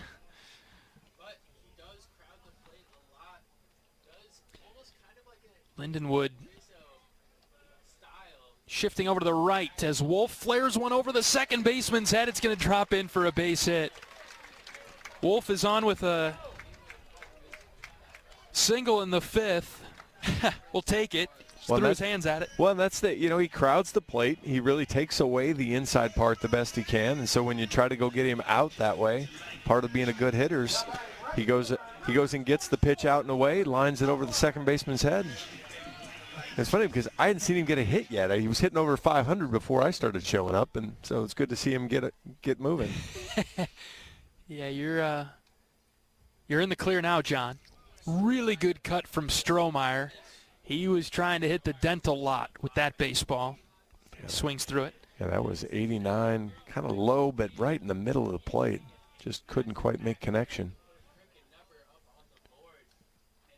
No balls and a strike on Strohmeyer. The pitch, ground ball right to short. This is double trouble. Ison McCall takes it to second for 1. Throw to first, double play, 6-3. He's participated in the last 5 outs. Man. Maybe we should stop hitting it to him. Just a thought. Yeah. Kellen could not drive that pitch. Bases clear, 2 outs for Mitch Wood. Now another fastball that, other than Cooper, Iowa hasn't really done a very good job of elevating any ball. Everything's just kind of been beat into the ground so far, which full credit to Newell for that. That's true. Here's Mitch Wood. Slider for ball 1 outside. He did have a 2.81 ERA coming in and just over 3 for the entire season last year, so it's not like this is a fluke. Guides a fastball outside for ball 2. Iowa will see another very strong arm tomorrow. Seth Bennis, transfer in from Indiana. He's 2-0 on the season. 17 strikeouts, 5 walks. Opponents hitting a measly 145 against him. Opponents haven't scored against him yet in 3 starts. And not 3 midweek pitched an inning or 2 starts. True starts. True starts. I have to go back in my book here and see exactly what Bennis did against us last year. Newell struggled against Mitch Wood there, a 4-pitch walk, so Mitch is on. Yeah, that's the beauty of having your handy-dandy spiral notebook. I had to order a second one here, a second scorebook. I'm not going to make it through the whole season without having to move on to the new book. I've got a few games left in this one. This book's been good to me. This is the regional book, John. Oh, very nice. So I have a hard time parting ways with it. All right, here's Joey Narrett. Narrett having a tough day, 0 for 2, 2 strikeouts.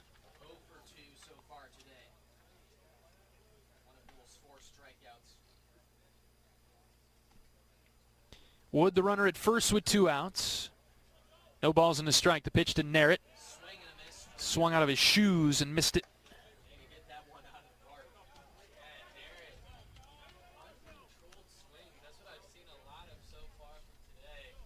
And he's down in the count now, 0-2. Newell's ready. Next pitch to Narrett. chopper up the middle. Backhand play by the second baseman, Geary. He'll take it to second himself and force out Mitch Wood. Solo home run from Cooper Schulte adds to the lead for Iowa. 3-0 Hawks. We'll bring you the sixth after this. This is Hawkeye Baseball from Learfield.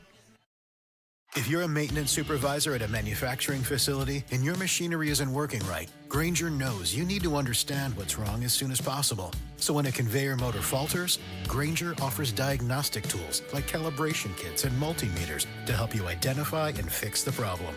With Grainger, you can be confident you have everything you need to keep your facility running smoothly. Call 1-800-GRAINGER, click Grainger.com, or just stop by. Grainger, for the ones who get it done.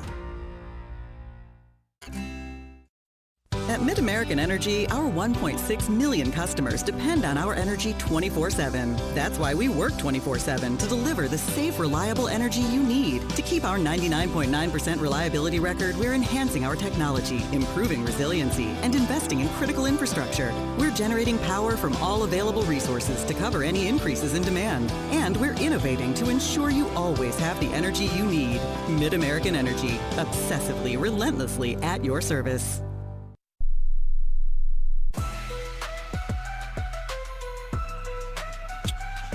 Top of the sixth inning in Iowa City. Iowa 3, Lindenwood nothing. A solo home run from Cooper Schulte gave Jaron Bleeker a little bit of a bigger lead to work with here. Bleeker has been stellar for the Hawkeyes today. In his first weekend start, Jaron has thrown 5 innings, given up 4 hits, 1 walk, 6 strikeouts for Bleeker. He's thrown 76 pitches, 52 of them for strikes. And he will be facing the middle of the order, 3, 4, and 5 for Lindenwood. Radosevich to lead it off. Righty-on-righty matchup. First pitch from Bleeker. Dropped it just low and in. Got a flinch from the home plate umpire, Eric Lovelace, but he didn't call it a strike.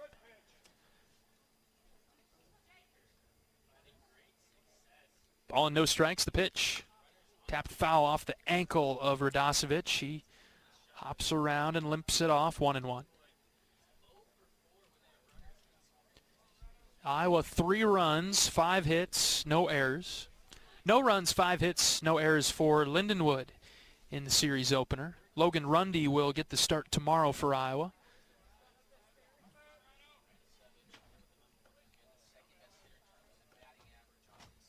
Here's the 1-1 from Bleeker. Nibbled the inside corner and got the call that time, 1-2.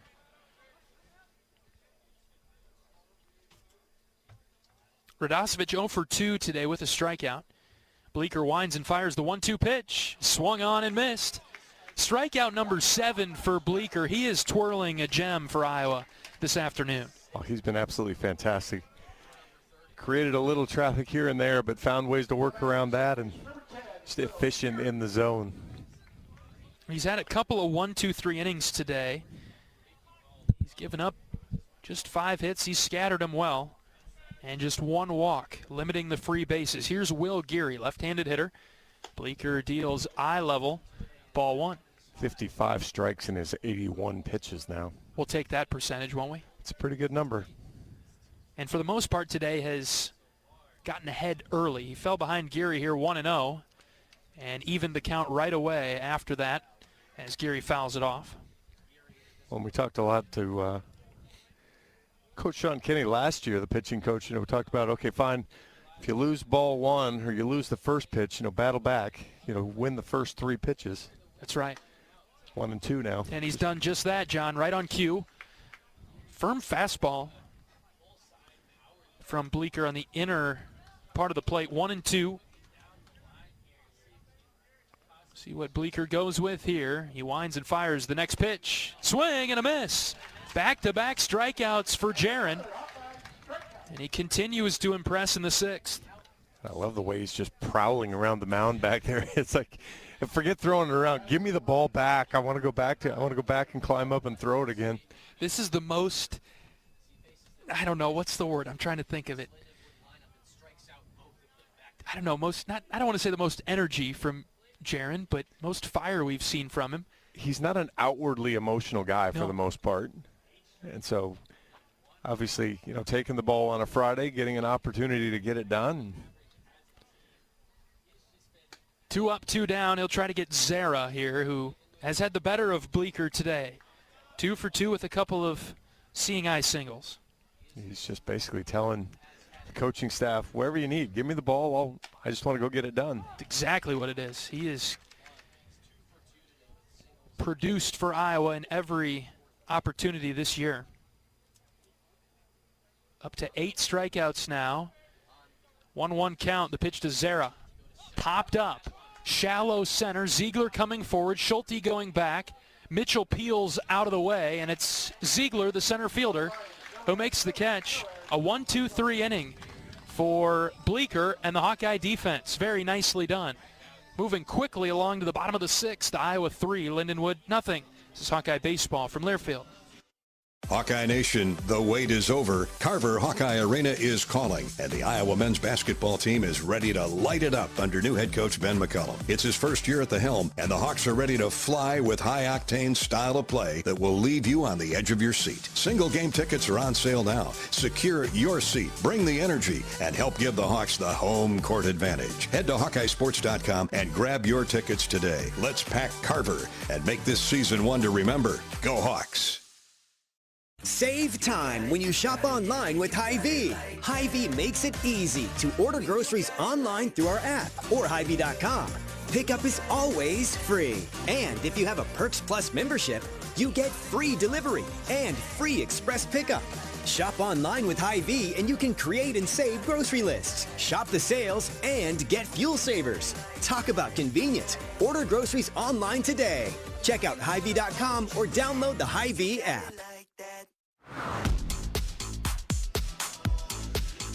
Oak Knoll's mission is to provide exceptional retirement living and health services through Life Care, a not-for-profit life plan community serving the Iowa City area for 59 years. Oak Knoll is conveniently located near the University of Iowa Healthcare Campus, Kinnick Stadium, Carver Hawkeye Arena, and downtown Iowa City. A proud sponsor of Hawkeye Athletics. Visit oakknoll.com to learn more. Max Burt, Jason Frost, Jalen Ziegler, 7, 8, 9 come to the plate for Iowa in the bottom of the 6th. Iowa on top of Lindenwood 3-0. Bill is listening from southern Texas today, where he is happy to report that it's 90 degrees down there.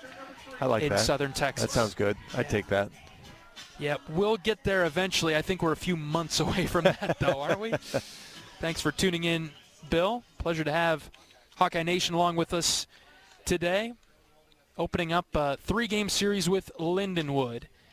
Meeting for the first time in program history, although Iowa has played Ohio Valley Conference opponents a ton over the years. Have played everybody in that league with the exception of Lindenwood and Southern Indiana.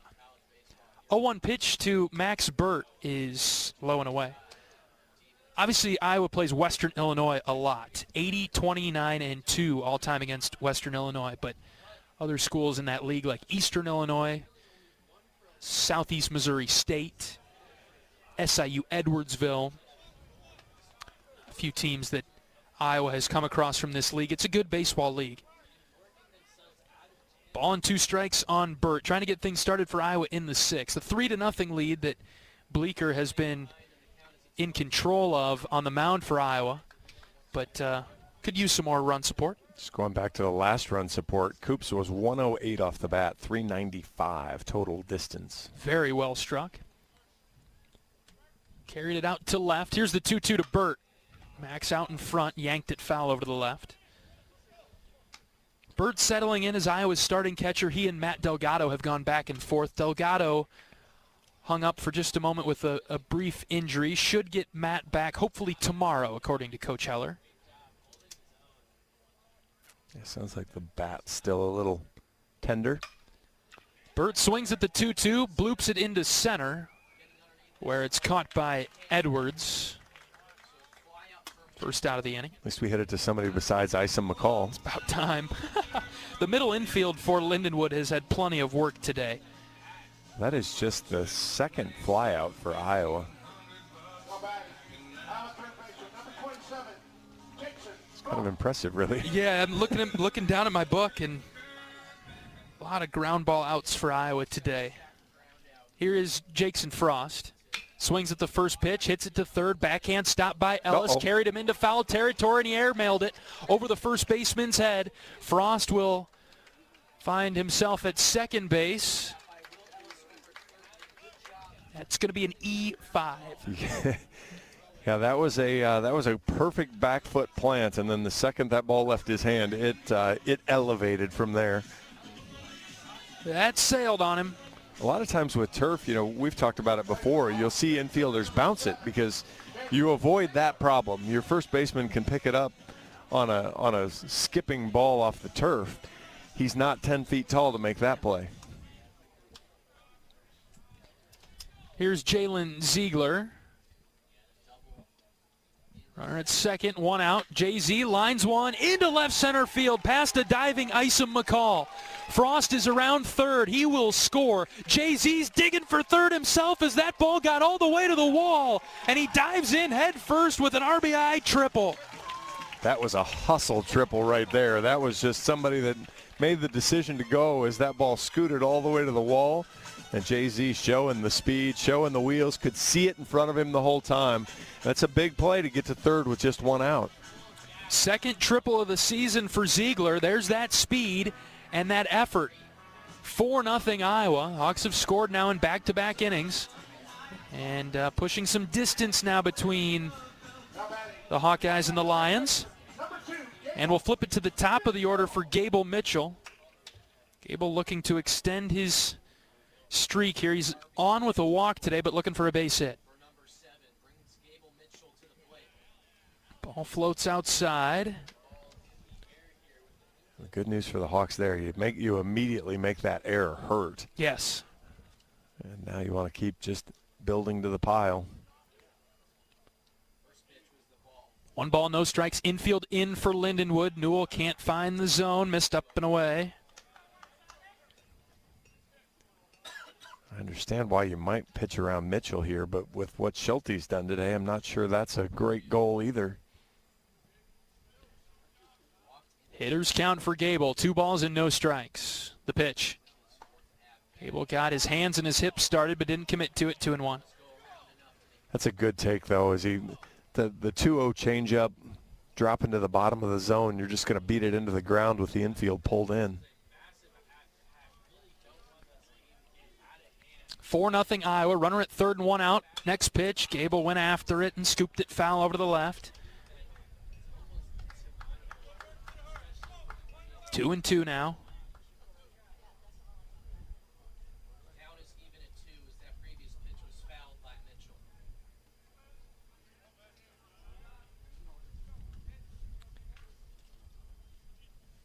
Count even at 2. The pitch to Gable. Low. Really good take. You could just see him bending the knees, trying to drag that pitch down below the zone. Good take, good discipline there to not go fishing. Full count now. Newell set from the stretch pitches. Gable took ball 4. He's on for the second time today. You got 2 types of Gable Mitchell at bats, right? You've got the one where he swings at the first pitch and gets on with a base hit, or he grinds out some long, tough, challenging at bat and still gets on base, right? And that's what he just did, and he may have chased Newell from the game with that at bat. Got the point down to the bullpen from the Lindenwood coaching staff here, and that will do it for Newell. They'll make a change in the 6th. And it's a pretty good effort from that pitcher for Lindenwood. Newell is coming out of the game. We'll introduce the new Lindenwood pitcher when we come back from this pitching change break in the bottom of the 6th inning. Iowa 4, Lindenwood nothing. Back in a moment. This is Hawkeye Baseball from Learfield.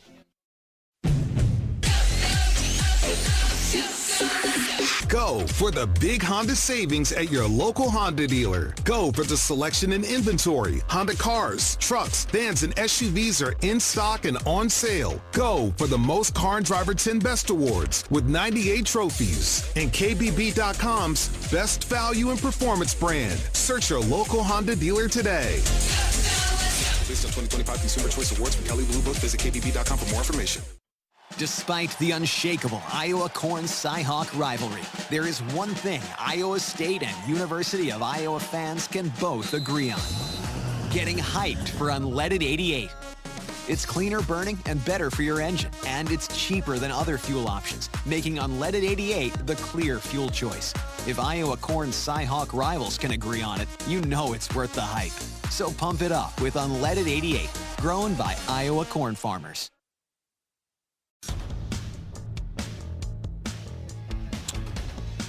New pitcher into the game for Lindenwood is Michael Walsh, 6'1" senior right-hander from St. Louis. He enters in the sixth for the Lions. 4 appearances so far this year. He has a 5.14 ERA in his 7 innings. 9 hits, 6 runs. 4 of those were earned, just 1 walk, 7 strikeouts. So another guy that's going to pound the zone.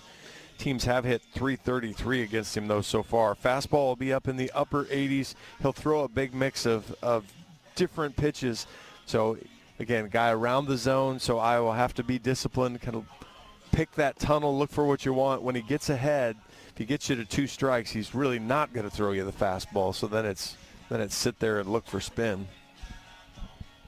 Cooper Schulte will be the first Hawkeye to see him, and he'll come up with 1 out in the inning and runners at the corners for Iowa.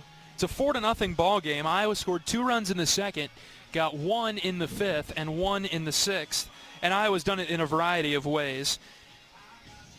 This inning, aided by a Lindenwood error defensively, and then a triple from Jalen Ziegler. The last inning, Cooper Schulte did it all with his bat, a solo home run to lead off the 5th inning, and Iowa kind of nickeled and dimed Newell there in the 2nd inning to get on the board today. So 4-0, bottom of the 6th, 1st and 3rd for Iowa and 1 out. Yeah, really had a wild pitch or pass ball, led to a run, led to the first run of the game, and then now an error. So it's been a tight game, which is what you'd expect on a Friday. Yep. Schulte with a really good cut, but got under it and fouled it straight back. Newell responsible for the runners at 1st and 3rd. Pitched well for the Lions, didn't get a ton of help from his defense. We got both. He got good help, and then he got no help.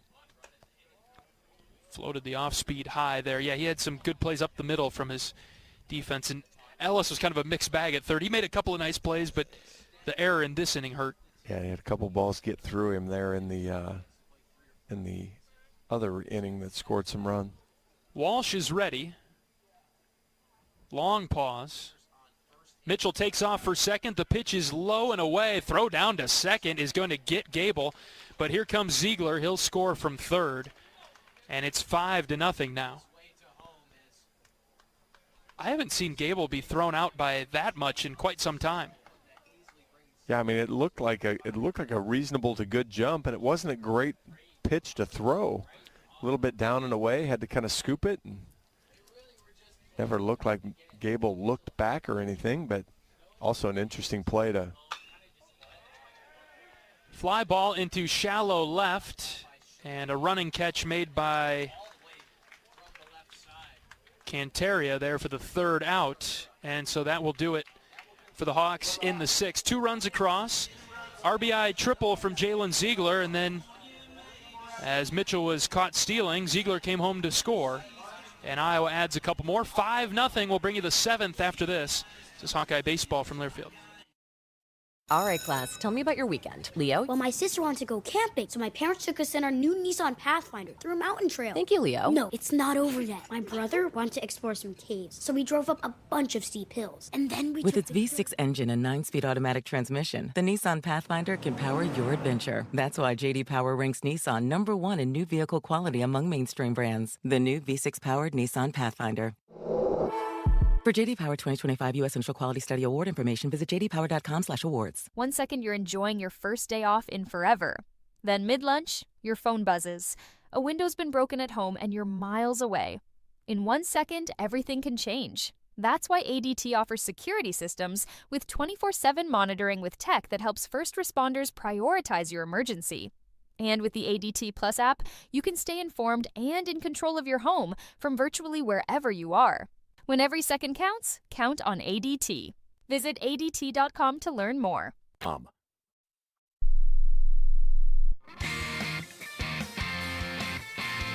Scoreboard updates brought to you by Community Choice Credit Union. Does your bank treat you right? Tell them no bank you and become an unbanker at Community Choice. I think I might have finally figured that out. Instead of no thank you, no bank you. Yes. I think I got it. It took me a minute. You are so much better at that read than I am. Can you imagine? When I read it on Wednesday, I tripped all the way over it. Just couldn't get it. But to the scoreboard. Well, if you tripped on it, then the first time I read it, I fell flat on my face. And I'm glad you must not have been listening that day. Rutgers 5-0 over Bryant. UCLA 7-0 as they've got an early touchdown against Ohio State. Ball's low for first pitch is low for a ball.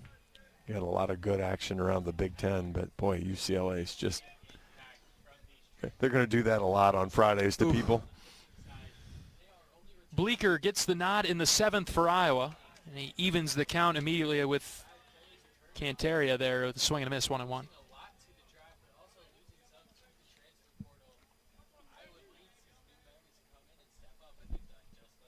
One pitch. That nibbled the outer edge, 1-2.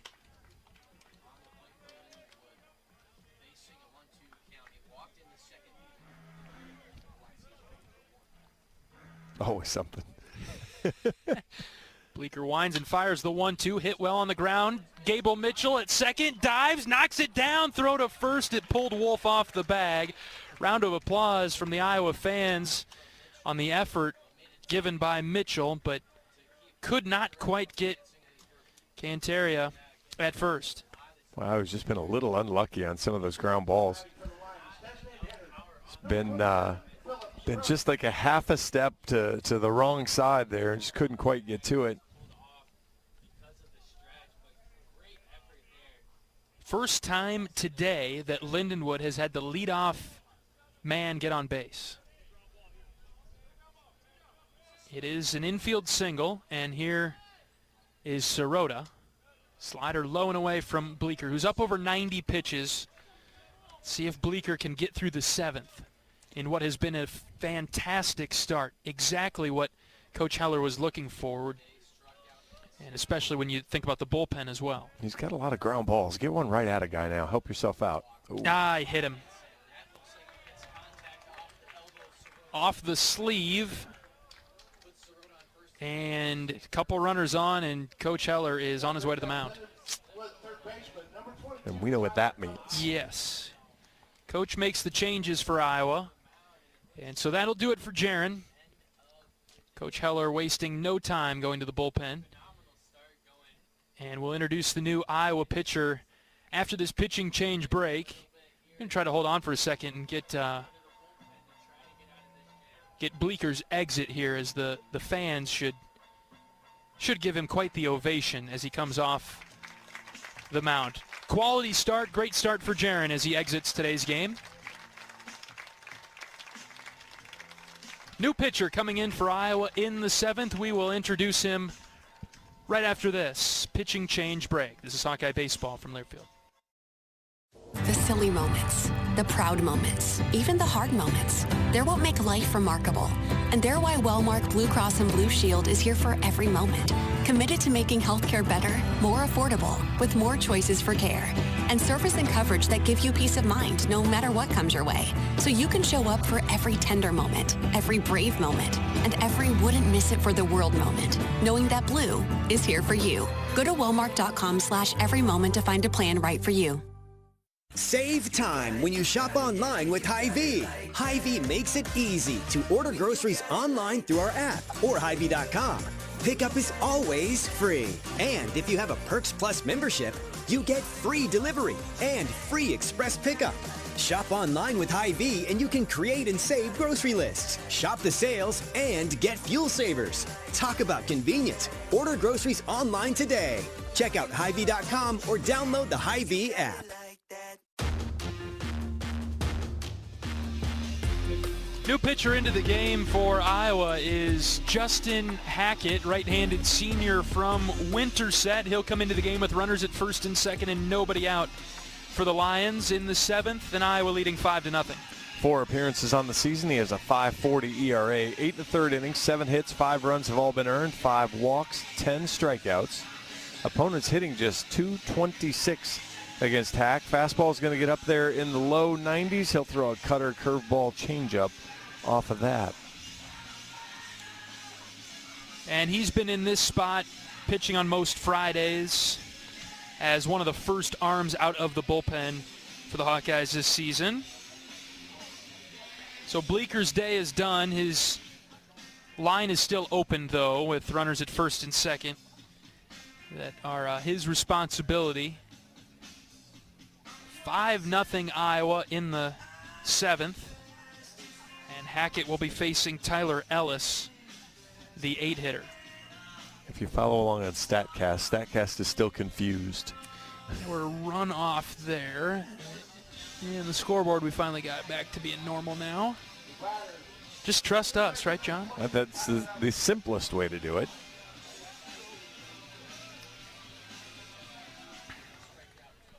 All right, here we go. Corners in for Iowa. We'll see if Lindenwood looks to bunt here. First and second, nobody out. Iowa's up 5-0. First pitch from Hackett. Dropped it in for a strike.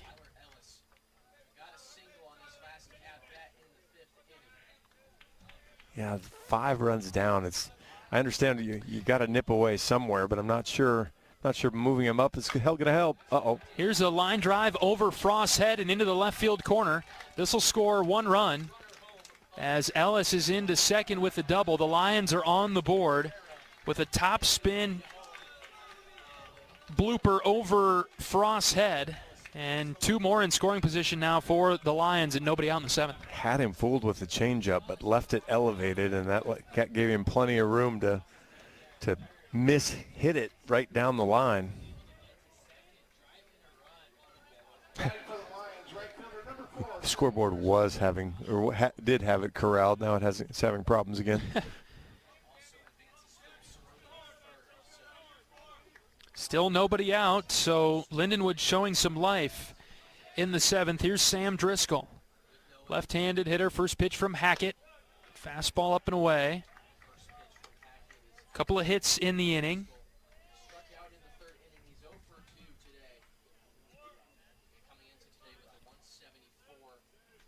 Second and third, nobody out. The 1-0 pitch from Hackett. Lined foul over to the right. Driscoll 0 for 2 with the strikeout. 5-1 Iowa. But Lindenwood making things interesting in the 7th. That first run will go on Bleeker.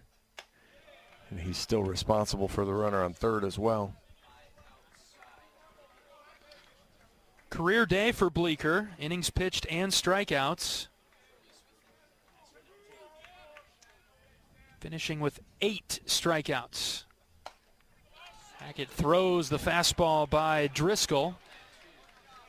And 2 balls and 2 strikes now. Strikeout would go a long way here. It'd be a good start here as you're getting ready to roll around to the top of the order. Second and third, nobody out. The 2-2 from Hackett. Popped him up. This is on the infield, playable for Wolf or Mitchell. It's Mitchell right behind first base. Gable makes the catch. We'll take that. Infield pop-up. Yeah, that's equally as good as the strikeout there. And now we'll go to the top of the order. Driscoll on his way back to the dugout, giving some tips to Isom McCall, who's making his way to the box. 1 for 3 for Lindenwood today. Still 2 in scoring position. First pitch from Hackett. Dropped it downstairs. Went with the spin. And the Lindenwood shortstop did not go after it. Yeah, big job for Bird here to block that changeup in the dirt. Block the big overhand curveball, any of that. Hackett's 1-0 pitch. He went through the zone 1-1. Pitch was probably ball 2, low and away, but too good to resist, and the count's even now. 1-1. Just below the knees, ball 2. Good spot. That hit for Lindenwood was their first hit with runners in scoring position, so. Let's keep it there, huh? Yeah, exactly. 2-1. This is punched into right and down for a base hit. Dropped in front of Strohmeyer. 2 runs will score for Lindenwood. It is 5-3 now on just a punch shot into right. Boy, another good pitch. Just unlucky. Inside out, John. Inside out. Again, you kind of put it where you wanted to put it.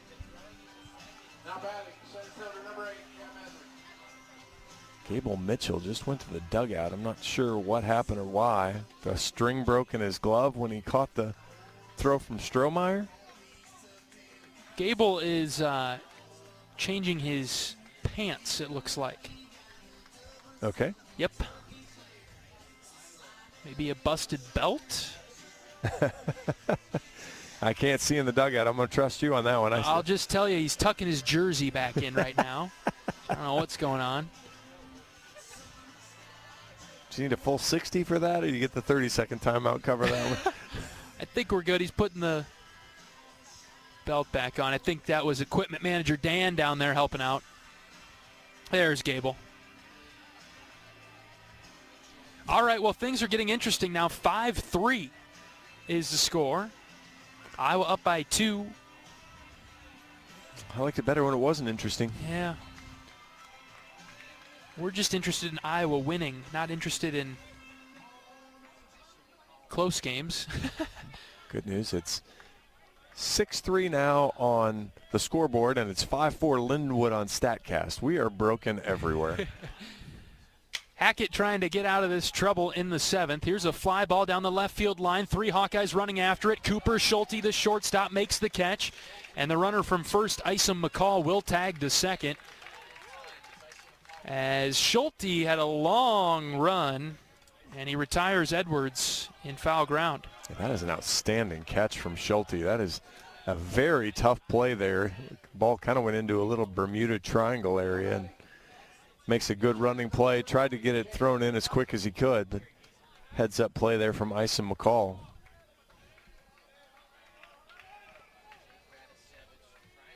Two outs now for Lindenwood. Runner at second. Hackett snaps a fastball, mid-90s for strike 1. Yeah, here's your 2 300 hitters for Lindenwood. You'd only want to see one of them this inning. Runner at second, 2 outs. The 0-1 popped up right center field. Ziegler's camped underneath it. Jay-Z's got it for the 3rd out. Pretty big inning for Lindenwood. They score 3.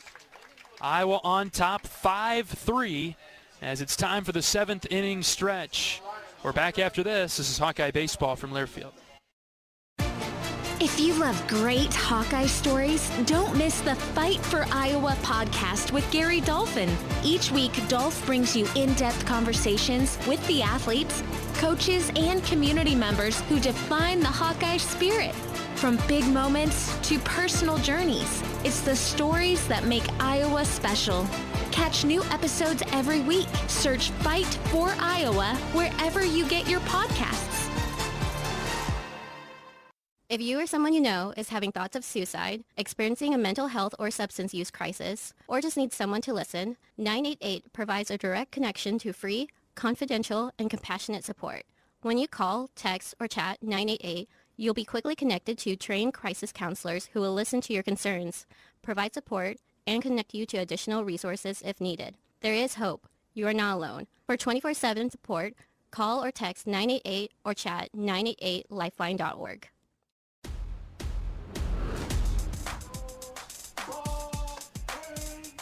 Bottom of the 7th inning in Iowa City. 5-3. Iowa on top after the Lions got on the board in the top half of this inning and scored 3.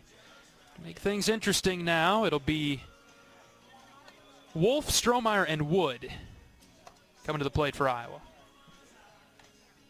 Yeah, I was about to spout off some stats, but now I don't trust them because Ziegler's triple came with Frost on second base, right? Because it was after the airmailed throw. Frost went to second base, and then Ziegler immediately triples into the left center field gap.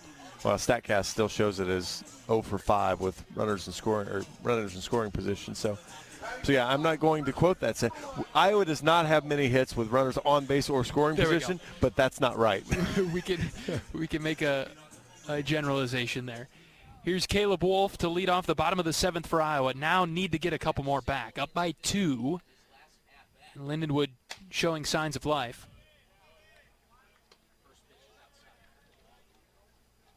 Wolf's been on a couple of times today. Singled his last time up in the 5th. That was on the heels of a Cooper Schulte home run. 1-0 pitch. Caleb got under it, scooped it foul over the left. Yeah, there's the problem. We don't even have Jackson Frost on base on the scorebook. That would explain it.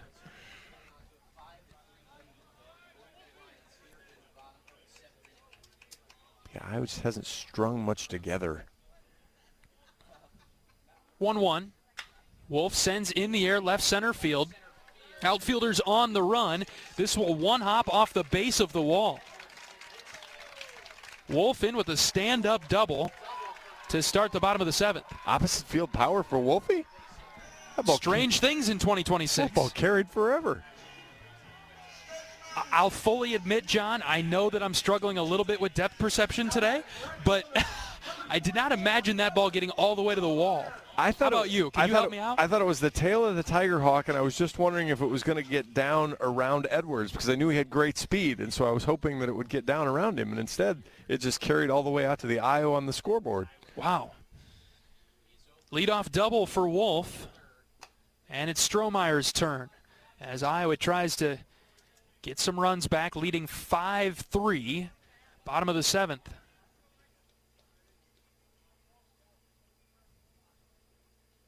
Walsh ready, and the 1-0 pitch to Strohmeyer. Kellen took it right down the middle.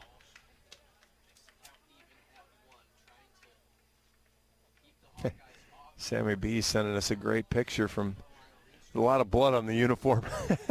For Gable? That's why. Okay. The last inning, Gable had a wardrobe change. I don't know where that could have come into play when he dove to knock down that ball a couple innings ago. Could have been. Yeah. Great shot by our photographer, Stephen Malley, who's here today. Stephen does a great job.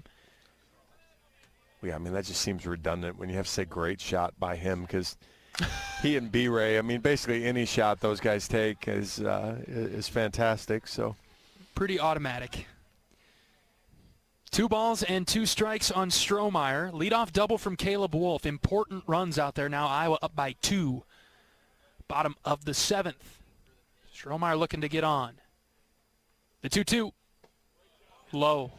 Ball 3. We haven't really seen Iowa 1 through 9 chase low today. They've done a really nice job laying off that for the most part. Yeah, Joey struggled a little bit with it, but he even battled back there where he had some good at bat or better at bat. So nice job of making the Lindenwood pitcher be in the zone. Full count. Strohmeyer hits well to left, but a little bit late on it, so it goes foul.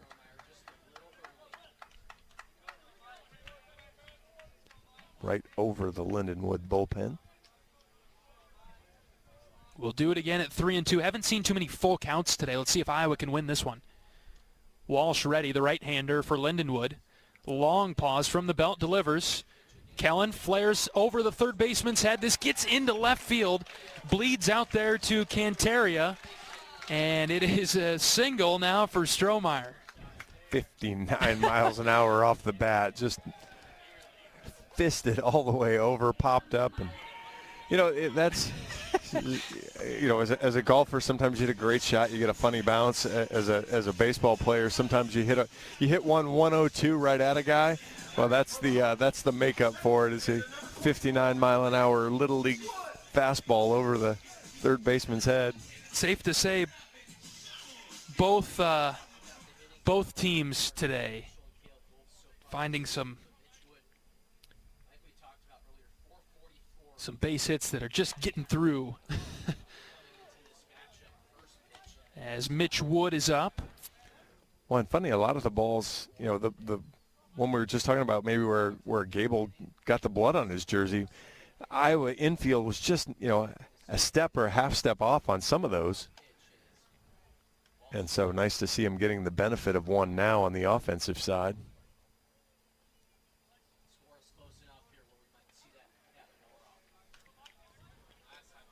First and third for Iowa. Bottom of the seventh, nobody out. Big spot here for Mitch Wood. 1-0 pitch. Inner third for a strike, 1-1. Iowa up by 2, can regain control of this game with a couple runs in this inning. Well, and you want to answer their crooked number by putting one right back up on them.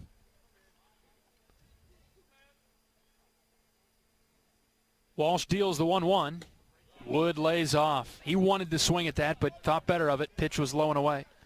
Strohmeyer at first, second on the team in stolen bases. He's 4 for 4 on the year. Iowa, not a huge running team.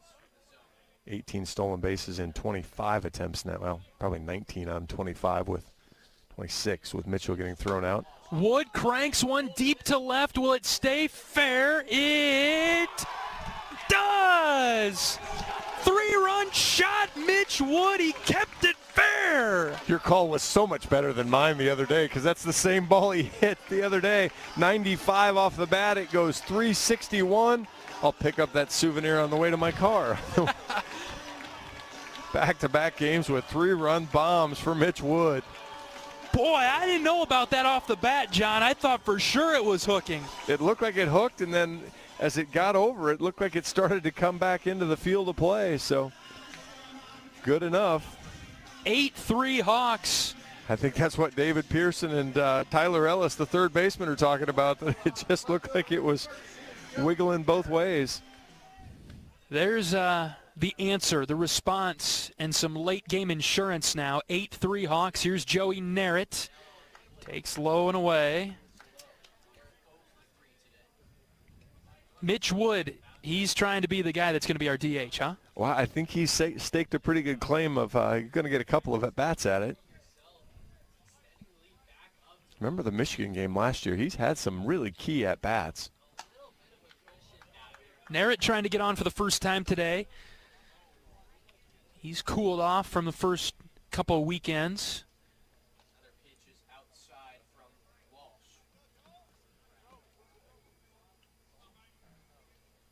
Like to see Joey get back into the swing of things here. 2 balls and no strikes on Narrett. The pitch.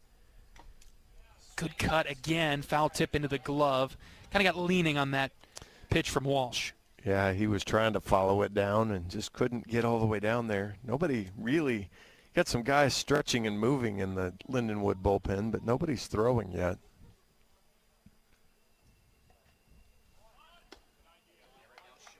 Narrett turned to bunt and watched the pitch sail low and away. 3 balls and a strike. He's actually Iowa's best stolen base guy, so you wouldn't mind seeing him get a free pass here.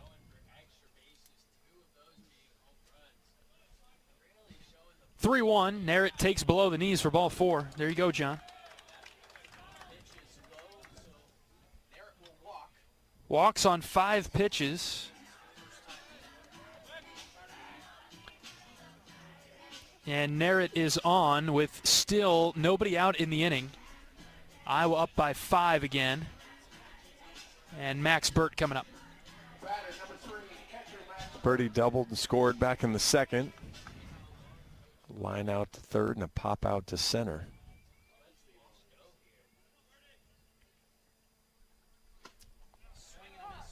Cut through the zone on the first pitch from Walsh. That's a strike.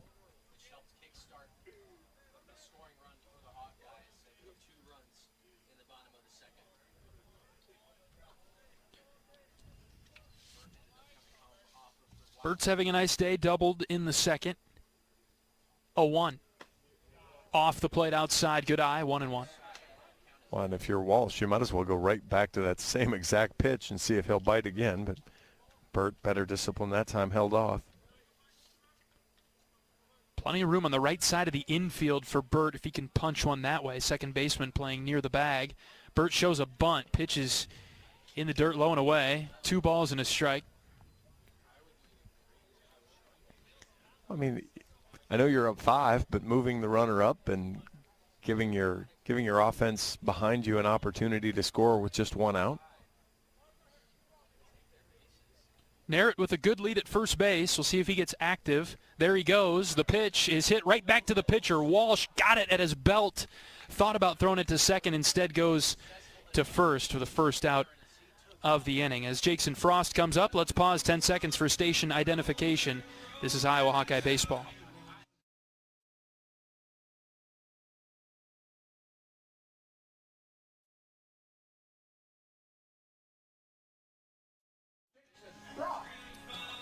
Here's Frost, one out. And Narrett at second base. Breaking ball dropped in for a strike. Good pitch from Walsh. 0-1 on Jackson. Max was a little unlucky and a little lucky in both cases. Narrett running stayed out of the double play, but unfortunately just right at the glove of Walsh. 0-1. Frost fouled it back. 0-2. Ziegler on deck for Iowa. It'll be interesting to see how Iowa pitches the rest of this game. Hackett is the newest arm into the game. Yeah, I think you put Hackett back out there. See if he's settled in now with bases empty and try to mow through. And love to see him finish the game, really. 1-2. Frost pops up right side. First baseman Radosevich over, still running, and can't make the basket catch. And so Frost has new life.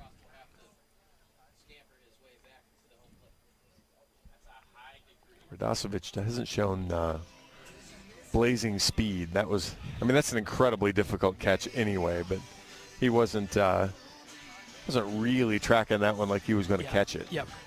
And then everybody else shifted the other way. The second baseman and the right fielder were not going to come up with that ball. Fortunate for Frost. We'll get another crack at things. Working with Jason's swing, trying to get it sorted out this year in the early going. Next pitch. Ooh, it hit him. Jackson caught it in between with his elbow and his hip. He caught it. It feels How in the world? When you're going bad, man, you're going bad. You get hit by a pitch and you catch it. Now, pitching, not a change. We got a change coming maybe? What do you think? I see him moving. Well, the left-hander bounced off the mound like he was coming in, but then... We at least have a mound visit. How about that? Then he doubled back to the rubber, so we'll see. Just a conversation for right now, it appears. Iowa's got runners at first and second. One out, and Ziegler up. 8-3. Iowa's got the lead. All right, just a chat. And now Coach Heler, Coach Sutherland will call timeout and address their offense. We'll see your chat. We'll have a chat of our own. That's rude to make David Pearson jog all the way over there. You've got some experience with Coach Pearson from your first year, with some of your first years of the program. Is that right, John? My first year, yeah. David's an absolute riot. Glad to have him back. I'm just getting to know him. He was telling me about his scouting days and how, he's very fortunate to work for the Dodgers and how that all worked out real nice. And he said, he didn't know me that well yet, but he said, and I probably wouldn't have enjoyed it as much if I had to work for a team like the Pirates. I said, whoa now, Coach, come on. Maybe he knew exactly what he was saying. You know what? If it were you that said something like that, I'd figure that. But here's Ziegler. Ziegler offering to lay down a bunt, but took a pitch inside for a ball instead. I think Iowa was looking just to see how the coverage was, how everybody moved, and maybe go to a slash play or something, or just swing away now. Kept the bat shouldered. No sign of a bunt there, and the pitch missed downstairs. 2-0.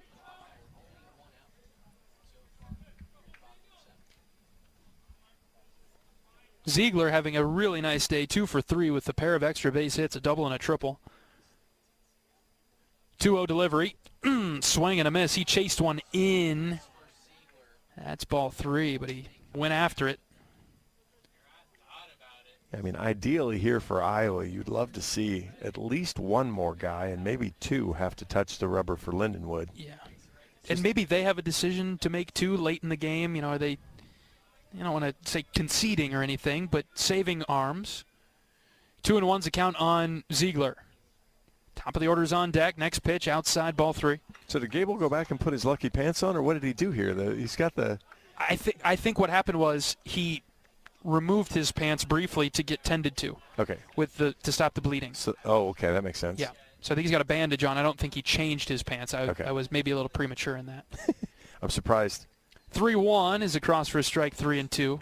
It's funny. There's a year where there was no chance in heck he'd be allowed on the field with that on his pants. We've progressed past that, I suppose. But big, bright red spot on Gable Mitchell's left knee.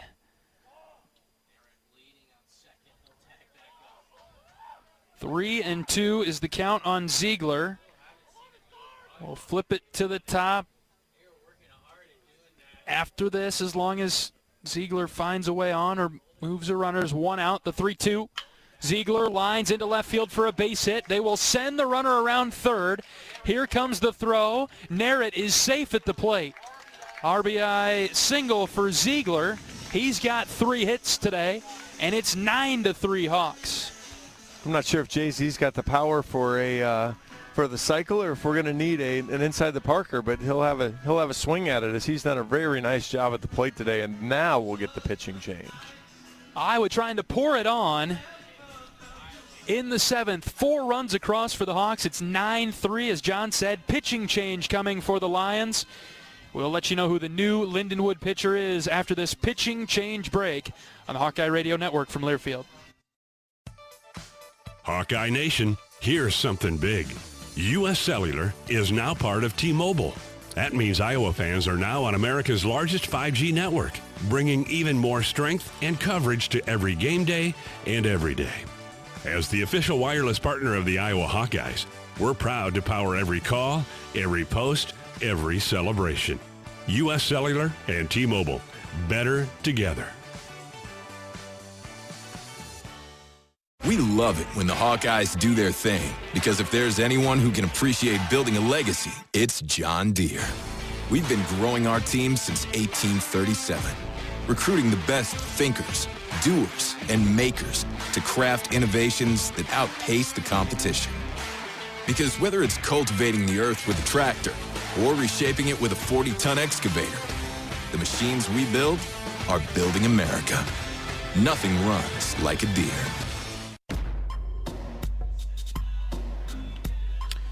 New pitcher into the game for Lindenwood is Jack Workowicz. He's a left-handed freshman from St. Louis, and he comes into the game in the 7th. Iowa on top 9-3. Workowicz has thrown an inning on the year. He walked a guy, wild pitch, didn't give up a hit or a run. Fastball is going to get up there in the low 80s. He'll throw a slider as well.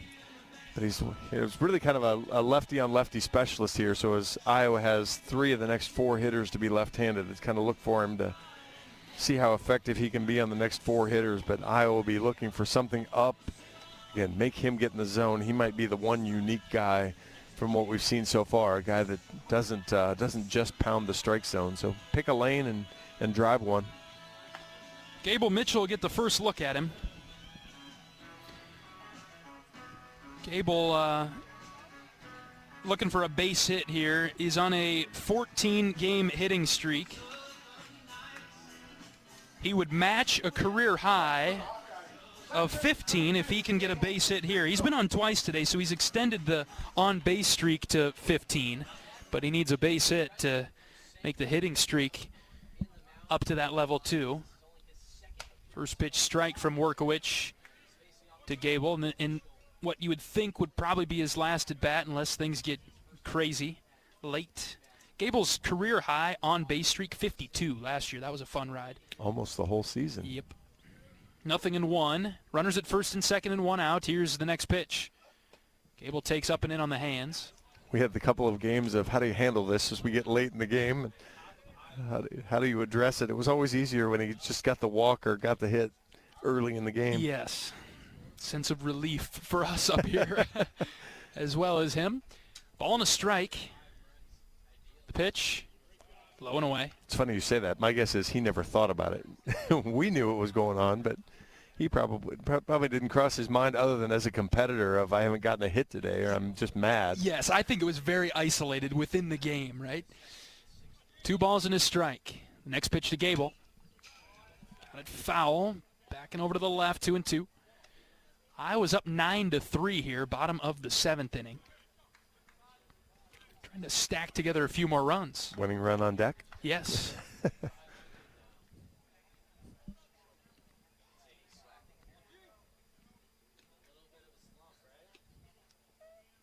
Count even at 2 with 1 out. Pitch to Mitchell. Slider downstairs, ball 3. He just is not going after it since his first at bat. He went after a couple of low ones there, but has been really good since. Yeah, and then in the 4th inning, he swung at the first pitch, and boy, he battled the other 2 at bats, and now doing the same here in this one. Full count, the pitch. Outside, ball 4. All right. And I mentioned it, too, with Wolfie on Wednesday. You know, he went 0 for 2 in his first 2 at-bats, came up there, ends up taking a walk on kind of a borderline 3-1 pitch. And, you know, it just goes to the team thing there. I know I was up 9-3. You know, Gable Mitchell could swing the bat and be like, hey, I got to get mine. And instead he takes his 3rd walk, you know, does what's right for the team and doesn't think about, well, I don't have a hit today. Here is Cooper Schulte. First pitch, fouled it above the on-deck circle to the right. Man, Cooper's letting it fly today, isn't he? Really, great cuts. Really is getting a good look at it. Bases are loaded for him. Iowa up by 6. Cooper already has a home run today. A home run in this spot would send us home early. No balls in the strike. The pitch. Schulte tapped foul to the left this time. First at-bat for either team with the bases loaded today. It's been plenty of traffic throughout the day, but as you said there, not with the bases juiced.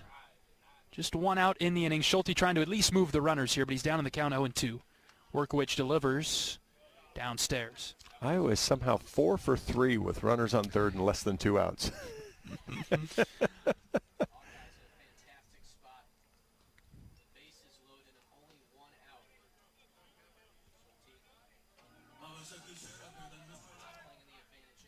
Time called there. Music prematurely played. So like you're the hockey guy too. So have you seen the highlights from like the different playoff games where a team thought they scored in overtime, so the lights come on, and the other team was on a breakaway going the other direction? Yes. Same thing right there. He's about to throw the 1-2 pitch. Now we see it. Schulte golfed at it, missed it. Chased the slider in, and that's the in the scouting report right there of he's going to try to bury that slider. If you don't see it up, it's not a strike. And so here's Caleb Wolf. He'll try to get a job done with 2 outs. Bases are loaded for him. Iowa's batted around now. Wolfie started this inning off with a double. He would later score. 9-3 Hawks, bottom 7 in the opener against Lindenwood. First pitch to Caleb, right down the middle for strike 1.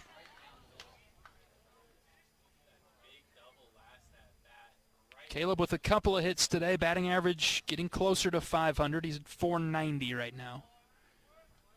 Workowich leaning forward, looking for the sign. And now comes set, the 0-1. Wolf takes strike 2. Iowa 2 in the bottom of the 6th. Weren't able to shut out Lindenwood in the top of the 7th, but boy, strong response here in the bottom of the 7th now. 4 runs across. So Wolfie gets 2 strikes, and that's when he crowds the plate now.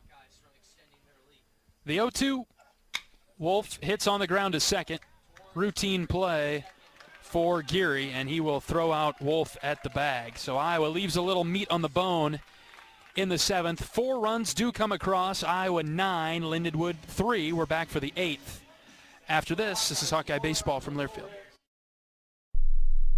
If you or someone you know is having thoughts of suicide, experiencing a mental health or substance use crisis, or just need someone to listen, 988 provides a direct connection to free, confidential, and compassionate support.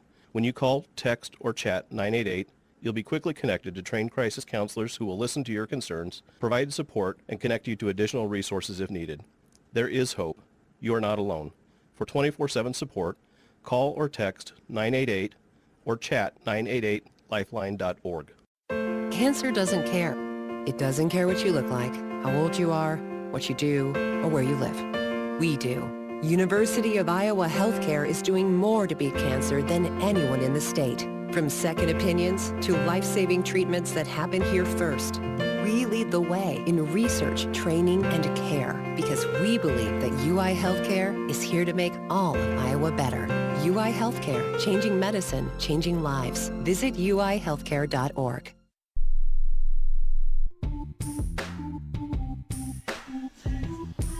On to the 8th inning in Iowa City. Iowa on top of Lindenwood 9-3 and looking to take the series opener in the 4th week of the season. Look to be 2-2 on Friday games. Yeah, not to go full Captain Obvious here, but you want the 0 here. Just, we talk about just the habit. You score the runs. Go get the shutout, get back in the dugout, get moving. Yep. Forget that it's 9-3, and obviously a 0 in the 8th inning is a huge step forward for you. But just in general, you just want to make sure you get that 0 here. Again, stack habits. Just keep doing the right thing. You make a great point there, John. And it's nice for Hackett, too, to come back out for this 8th inning and get a clean inning to work with. He's been thrown into so many tough situations throughout the season. I don't know that he's come into the game with a clean slate. He's been thrown in. We call him the firefighter role, right? Where you come in to put out a fire and then you get the clean look. So we'll see how Hackett does in the 8th against 4, 5, and 6. Geary, the batter, yanked it foul down the right field line. He struck that well. Iowa's done a nice job against him today. Geary, the leading hitter for the Lions, is 0 for 3. I'm going to bet he does something noisy this weekend while he's here. He just looks like a ball player. Not sure where that pitch missed from Hackett. Changeup just inside, and it's 2-1. Inside, maybe a touchdown. I'm not sure. That looked like a lot of good to me.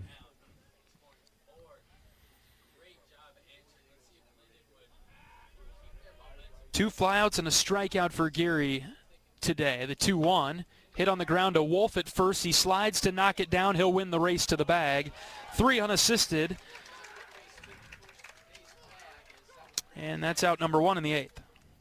Wolfie covers a lot of ground and then gets back to the first. Well, do you remember last year? That was kind of one of the things. Iowa was almost handcuffed defensively on that side of the field, right? Because Wolf played second base for a little bit at times too. You remember that towards the end of the year? And he's really improved his range coming into this season. Yeah, to strengthen your point. Just kind of that, we were talking about Bleeker doing whatever was asked of him, whatever role, and certainly Caleb fits that bill of, where do you want me to play? Do I get a bat? Okay, I'm in. Right.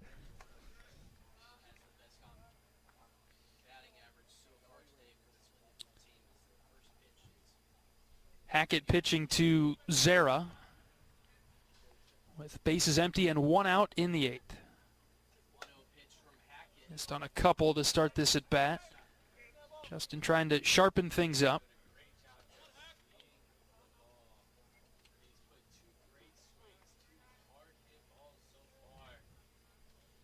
Two balls and no strikes on Zara, who's 2 for 3 today. The pitch.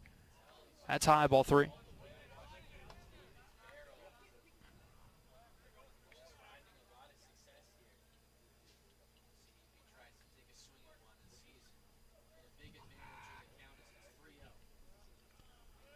Righty on righty matchup. The 3-0 from Hackett is a called strike, 3-1. Yeah, you really don't want to mess around with a bunch of free bases up 9-3 heading into the 8th. So. Right, and I'm thinking for the entire weekend too, what Iowa will do in the 9th, as the 3-1 is outside for ball 4. Do you want to burn Hackett on a Friday in a 9-3 game? Or does he want to burn himself, by well, I think that goes through? Yeah, that goes to the question of, as he sits at as he sits at 23 pitches now. I mean, if he gets to 30, 35, will you bring him back on Sunday? I mean, is that an option? If it's not, then yes, you'd rather have him close it out than have anybody else. So there's a first pitch strike. Good start for him. I don't think we've seen him in clean enough innings, or it seems like he's come into real messes, and so he hasn't really been able to get through a bunch to figure out, is he that guy yet? Good changeup out in front. 0-2. I mean, I think in a perfect world, your first guy on Friday, you'd love to be able to bring back on Sunday, at least for, can you spot him for a couple outs or an inning, or to get out of a jam somewhere. 0-2. Spiked it. Good block by Burt behind the dish. I mean, you and I have done this enough together over the years that it was the guy. The key is the guy's effective the first time and then not the second time, because pitchers are tremendous creatures of habit. Yes, yes. That second time just is weirder for them. 1-2 popped foul. And we've been on both ends of that, where we look forward to seeing a guy the second time from an offensive perspective. It's like, okay, we've already seen this guy. We should be able to do something. And then, we've also been on the flip side where, okay, we're rolling this guy back out who already pitched. Do you get a little nervous?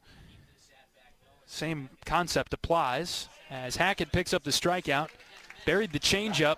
Changeup's been good, at least good enough for Lindenwood hitters to swing at and miss. Well, especially he really has that devastating move on left-handers. it looks good, and the bottom falls out of it. And again, nice job from Birdie to block it, keep it right there around and in front so the runner can't move anywhere at first.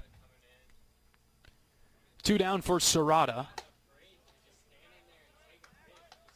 And he takes upstairs for a ball. Serrata 0 for 2 today. A couple of strikeouts, but he was hit by a pitch his last time up, and he would later score. 1-0 from Hackett. That's a called strike, very top of the zone. 9-3 Iowa in the 8th.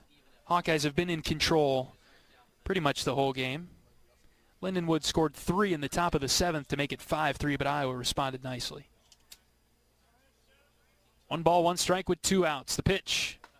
Breaking ball dropped enough to be called a strike. 1-2. That started, chin level. The other exceptionally fun part of this game, not a ton of pickoff moves to first. Oh boy, where were we? I think it might have been Oregon State or Houston. Uh-oh. This ball is hit in the air to center. Ziegler tracking back, and he makes the over-the-shoulder catch in the gap. Hackett dances around the 1-out walk and avoids any damage. Bottom of the 8th coming up. 9-3 Iowa with the lead. We're back after this. This is Hawkeye Baseball from Learfield. Can you think of anything that costs the same today as it did 10 years ago? There isn't much. That is, unless you're a Mid-American Energy customer. Thanks to all the renewable energy we're generating, our customers pay nearly the same rate for electricity today as they did back when we were all singing, "Call Me Maybe." And with Mid-American making even more investments in clean energy, you can count on enjoying those same affordable rates for the next decade. Now that's obsessively, relentlessly at your service. You're a Hawkeye. You named your dog Kinnick and your cat Herky. Your morning alarm is back in black. Yep, you're a Hawkeye. And now it pays to be a Hawkeye with a Hawkeye account from Community Choice Credit Union. Low fees and great perks, plus Iowa exclusives like your choice of a Hawkeye-powered Visa debit card, Iowa merchandise, and exclusive giveaways. You've spent more time at Finkbine than you have at your office, so we know you're a Hawkeye. Now make it pay with a Hawkeye account from Community Choice. Learn more at HawkeyeAccount.com.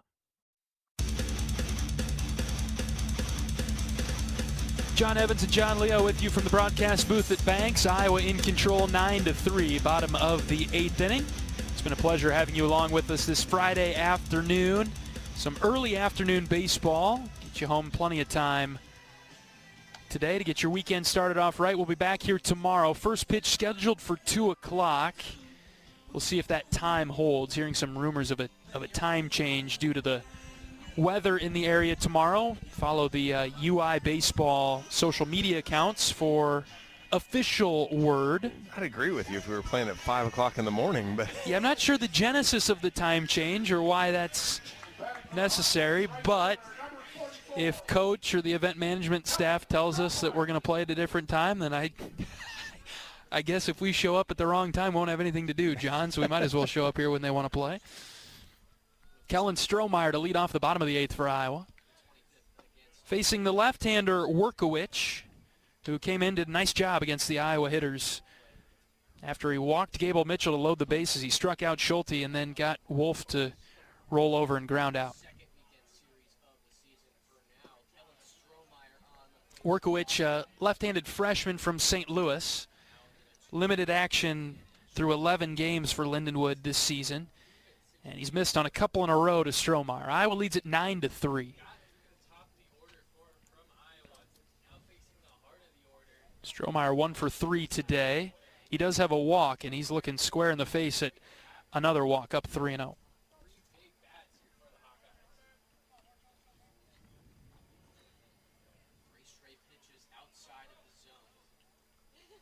Workowicz is ready, the 3-0. Kellen had the red light, and he took a strike. Colmore pitched on Wednesday, and Brother Reese is out for the season now. Yeah, that was a bummer to hear that. Reese out at South Carolina. Strohmeyer draws the leadoff walk in the 8th. Talked with Reese earlier today, actually. He wants the guys to know, keep it going here in Iowa City. Offering his support from South Carolina. Yeah, I hate that you get an opportunity to do that and then don't really get a flourish in it. And he had solidified himself, Reese, that is, as the 3-hitter. And he was doing some really nice things for South Carolina, but sounds like he's out for the year. Runner at first is Strohmeyer. Mitch Wood is the batter. He's got the big hit for Iowa today, 3-run home run, an inning ago. And is baseball one of those funky sports where once you play a little bit, you can't redshirt? Is it? Can you find testing me here. Medically redshirt since he didn't play in the back half of the season? Ground ball foul to the left, 0-2. I think you have to have a clean slate. That's what I think too, but the way the NCAA is now, he could probably sue for the year if he really wanted it, and they'd give it to him. Oh, boy. I mean, I know he has different aspirations than that, so we'll see how that goes. But Woods down in the count, 0-2. Takes a slider out. 1 ball and 2 strikes. The problem with baseball is he's getting old for baseball terms, and so if he waits a year, then right. They don't draft old guys. We will always feel that way, especially about Brennan DeRiggi. Yes. Wood takes outside, 2-2. See Rig in the house today, which kind of helped me connect those dots. Try to tell me that Brennan DeRiggi was not draftable. I mean, technically, yes, but you don't want to take a shot on a guy like Brennan DeRiggi? Never really found a longer-term landing spot. You know, he played some independent ball stuff, but never really got a chance in any of the systems. Which not only what he does on the field, but he's just a good dude. He's a good guy to have in your clubhouse and all that. And just 3-2 is high and away, and Wood draws the walk as he comes all the way back after starting down in the count, 0-2. You know, to that point, John, as we kind of zoom out with it, I was having a conversation the other day. It was yesterday, watching the Iowa men's team play. You know, Bennett Sturtz, a lot like Mark Gronowski, a lot like a guy like Brennan DeRiggi. We only got him for 1 year. Man, I wish we could have him for longer. And they're great. They're great guys, great people to have on the team as an ambassador for their respective programs. Well, quite frankly, a lot of Iowa sports have done a good job with that. You know, Lucy Olson was a 1 year. And we can go to volleyball and Mo and Charday were both. That's right. We're both good on the court, but it's hard to get that culture fit off, and that's a really important piece in today's day and age with NIL and all the changes that come from that. I mean, you can blow your team up in a real quick hurry by putting the wrong type of person on your team. And to your point, Iowa in general, the athletic department or the programs at Iowa just don't really get the sense that they've done that, where they've guessed wrong. for the most part. Right. I mean, just sheer volume. In football, you bring in enough transfers, you're going to miss here and there, and just because whether it's talent, culture, whatever it is, that you misread someone, but when your batting average is as solid as it is, to your point, across most of the Iowa sports, that's pretty good testament to knowing who you are. And we were at a Hawkeye Women's Rise event. It was actually right before the Iowa-Illinois women's basketball game, and Beth Getz kind of talked about, you got to know who you are, and we're not going to be the $20, $30, $40 million payroll people. We're 10, 15, $20 million payroll people through all the sports, and then you got to spend your money wisely and maybe convince people that, hey, this culture is worth taking a discount. Yep. Lindenwood going through a mound visit, and after a couple of conversations and a quick few sentences, have decided to pull the plug on Workowicz and go to the bullpen again and bring in a new pitcher. So we'll let you know who that is after this pitching change break. Iowa's got a couple runners on and nobody out in the bottom of the 8th, a 9-3 lead for Iowa. We'll take a pitching change break. We're back after this. This is Hawkeye Baseball from Learfield. The silly moments, the proud moments, even the hard moments. They're what make life remarkable. And they're why Wellmark Blue Cross and Blue Shield is here for every moment. Committed to making healthcare better, more affordable, with more choices for care. And service and coverage that give you peace of mind no matter what comes your way. So you can show up for every tender moment, every brave moment, and every wouldn't miss it for the world moment, knowing that Blue is here for you. Go to Wellmark.com/every moment to find a plan right for you. March on over to Riverside Casino and Golf Resort March 26th for an unforgettable performance by country music star Tracy Lawrence. Get ready to hear iconic hits such as Paint Me a Birmingham and Time Marches On, as well as find out who your friends are in Texas Tornado. This is one country music experience you won't want to miss. Secure your tickets now for this must-see concert at riversidecasinoandresort.com or visit our gift shop. We'll see you there.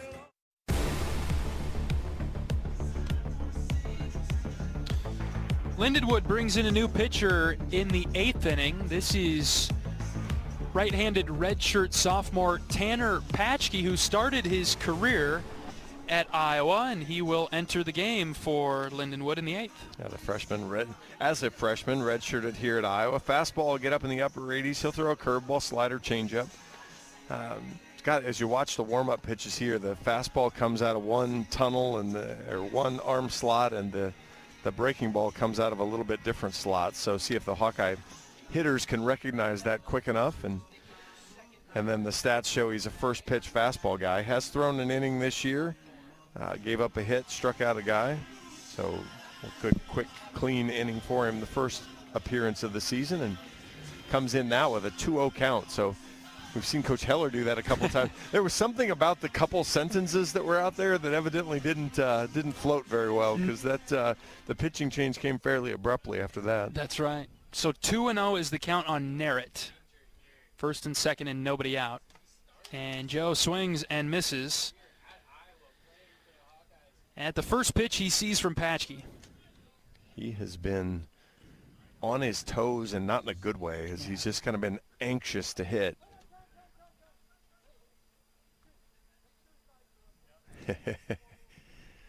Patchke knew he was started before Narrett's eyes popped up. Iowa leading 9-3 in the opener. Big leads by both Iowa runners. The 2-1. Joe hits on the ground right side, and that will find its way into right field. Strohmeyer around third. He will score. Right fielder bobbled the ball, and that'll allow Wood to move to third and Narrett to sprint to second. And so it's 10-3, and Iowa's got two more in scoring position, still nobody out. Lindenwood, a team with just 7 errors on the year, has made 2 now today. And a wild pitch as well, so uncharacteristically sloppy.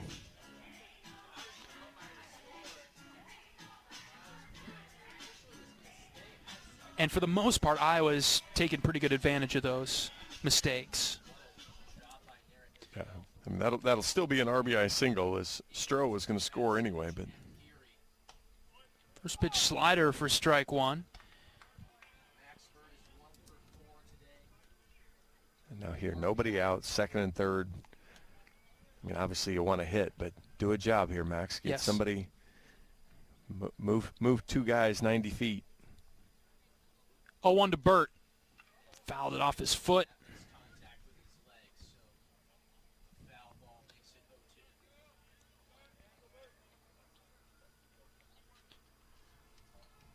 (10-3) Iowa, bottom of the 8th. Burt down in the count, nothing in 2. Nobody out, second and third. Infield staying back for Lindenwood. Patchkey ready, the right-hander delivers to Burt. Outside.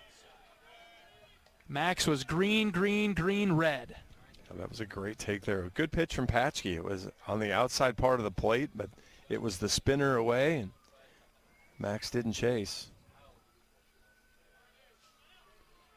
1-2.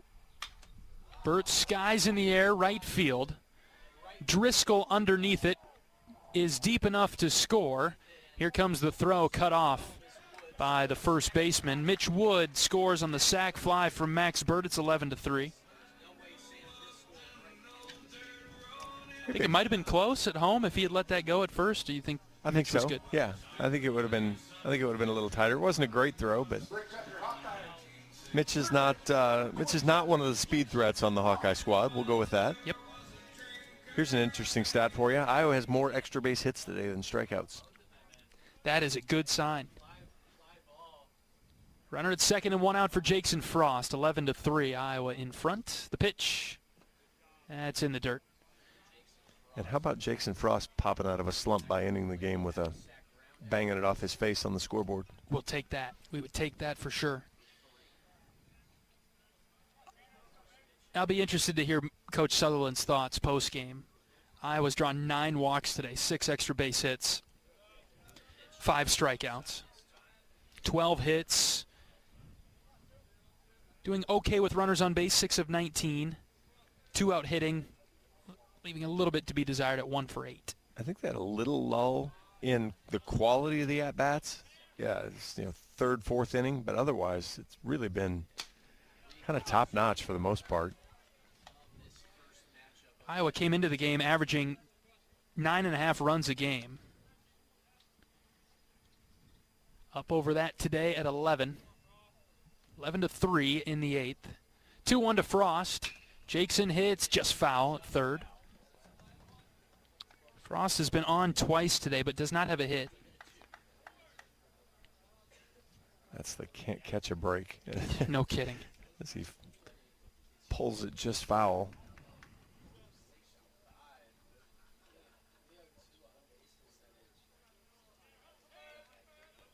Two balls and 2 strikes with 1 out. Patchkey ready. The right-hander delivers to Frost. Outside, ball 3. Slider that starts outside is not going to break back in. Counts full now. Yeah, Mitch Wood's home run moved both directions. I'll have to get Mitch's thoughts on that tomorrow. Right down the line. Big home run from Wood in the 7th. Full count pitch to Frost. Here it comes. Low and away. Jackson is on for the 3rd time today. All right, does Jay-Z have home run power? Because that's what he's missing. Yep, home run away from the cycle. You're right, John. Cycle it, end the game for us. I'd be a big fan. Yeah, right behind you. 11-3 in the bottom of the 8th. Jay-Z's got a double and a triple. An extra base hit would likely end it. 1 out in the inning. Pitch to Ziegler outside. Top of the order, Gable Mitchell is on deck. Patchkey will have to finish this inning because there is nobody throwing. He's either finishing the game or he's finishing the inning and getting his team 3 more outs. 1-0 to Ziegler. Ground ball up the middle, right to the second baseman, and they turn a double play. He's got his team 3 more outs. Right to second base where the second baseman Gary was playing. He stepped on the bag and then whipped it over to first. A 4-3 double play, and we're through 8 in Iowa City. 11-3. Hawks with the lead. Justin Hackett sprinting out to the mound. He will be tasked with getting the final 3 outs of today's game. We're back after this. This is Hawkeye Baseball from Learfield. Whether they roll the dough or pour the joe, bake the bread or greet instead, your team goes the extra mile, and they deserve healthy eyes and a healthy smile. For plans that cover businesses of all sizes, Delta Dental customizes. With employer costs as low as $0, you can offer benefits and be a hero. Affordable coverage is a click away. Visit deltadentalia.com today. Hey everyone, David Kahn here. It's time to play ball. The 2026 season is upon us, and the best way to get in the game is by listening to College Sports Now's official baseball podcast, Dugouts, Dumbbells, and Dingers. Each week, we'll have exclusive interviews with players and coaches that take you inside the locker room as we unpack the top stories of teams all across the country. We're delivering our best fastball, so step into the batter's box and tee us up. Available wherever you podcast on the College Sports Now feed or on YouTube. Just search Dugouts, Dumbbells, and Dingers.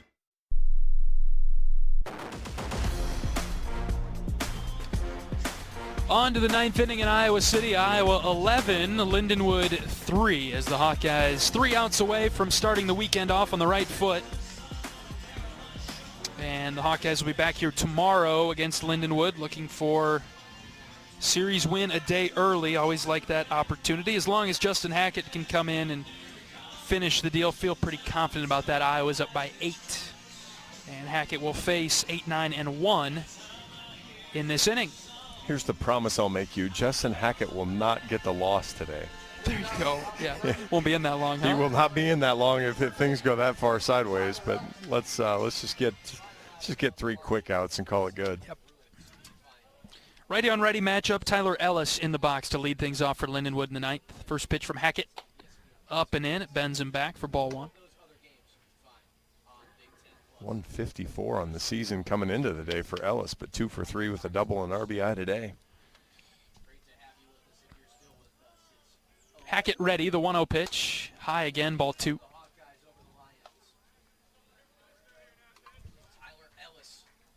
Added 50 points to his batting average today. The beauty of the early season. Yep. Cannot take the bottom of the order lightly. 2-0 pitch from Hackett. He dots the outer edge for a strike, 2-1.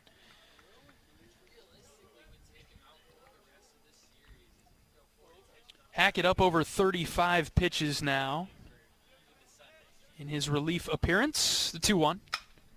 Hit in the air, right center field. Ziegler on the run. Jay-Z still running, and that ball is off the top of the wall.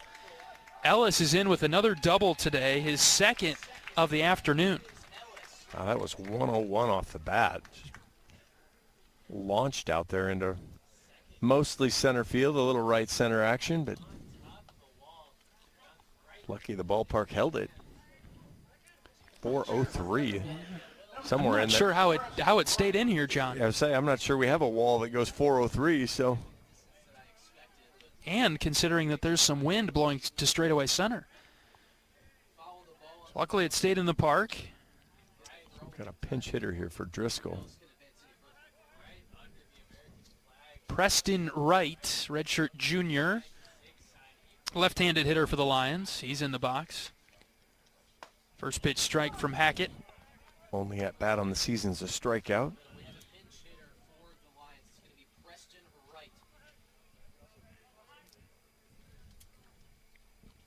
Hackett ahead, 0-1, checking the runner at second, now pitching.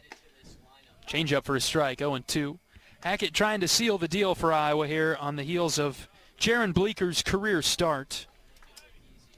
6 innings, 5 hits, 3 runs. He struck out 8 in his first weekend start as a Hawkeye. Next pitch hit high to right. Kellen Strohmeyer looking up, and Kellen's got it for the first out. He didn't have to move very much. It was hit right to Kellen, but it was skied a mile high. I'm going to go out on a limb with what you just said about Bleeker, too, and say that by the end of the year, that will not be his career start. I think he's going to have another good one. He really stacked it together well, and just going to I think you'll see as his confidence continues to grow and his trust in himself and his defense, he'll just keep getting outs and being a good weekend guy somewhere for the Hawks. Yeah, no doubt about that. Logan Rundy goes tomorrow, TBD on Sunday, as we heard from Coach Heler before the game. Just kind of see how the weekend shakes out with pitching. But as we look ahead to next weekend, Jaron's in a really good spot to either hold the Friday or at least, as you said, John, be somewhere in the weekend. He's given no evidence as to why he shouldn't be on the weekend getting a start. Well, and the nice part then, too, is you take any real pressure off Tyler Guerin to feel like he has to rush himself back. That's right.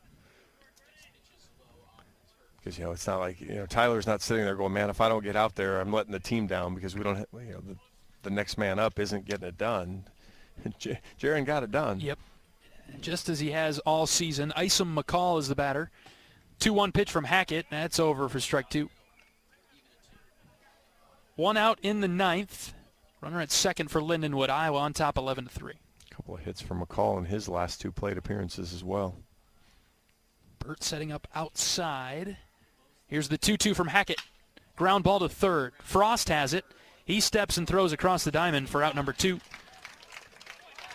He eyed down the runner at second base to keep Ellis there, and then Frost made an accurate throw. Jackson pretty short-handed over there at third. Tanner Simpson to pinch hit now. Left-handed hitter for Lindenwood, and he's the last chance for the Lions. See if Hackett can get him. 0 for 4, 3 strikeouts on the year.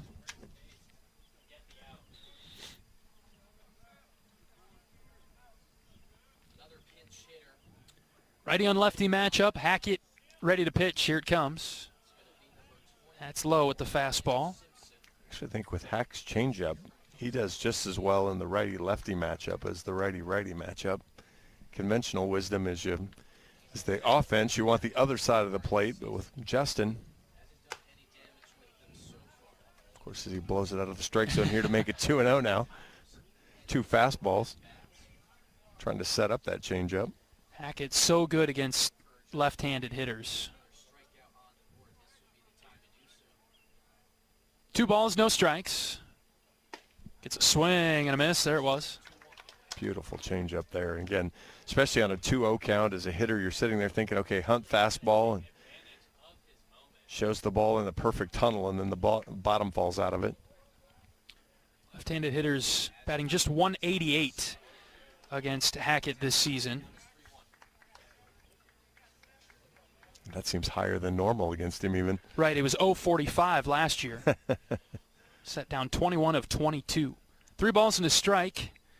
Trying to get this lefty here. The pitch. Lined into right center field for a base hit.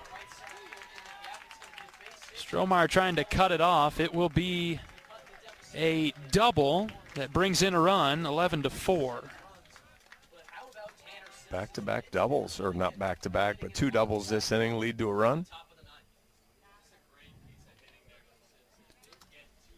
Simpson drove it out to right. And so Lindenwood stays alive. It's 11-4.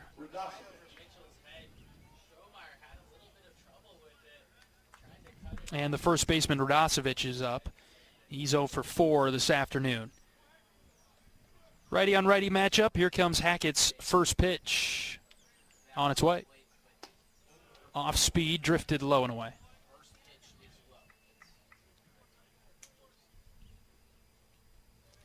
Lindenwood's created a good amount of traffic. They just haven't been able to really capitalize for the most part. Fastball outside from Justin. To see a few more first pitch strikes from Hackett. I think he'd be in a little bit of a better position. And time is called. Max Burt will go out and talk with him. If you believe StatCast now, that was the first 2-out RBI of the game. Either team. At this point, if you're Justin, I mean, again, the obvious, get in the zone. Because if you're Iowa, you don't even want a pitcher to warm up. Because you start warming up a guy, you don't completely burn him, but you do make it a little bit more difficult for him to pop back up on Saturday or Sunday. So get in the zone here, get this inning over with, and be done with it. Quick chat from Burt. Here comes the 2-0. Fouled back. 2 balls and a strike now. Radosevich has a couple of strikeouts today. Just to your point there, John, get back in the zone.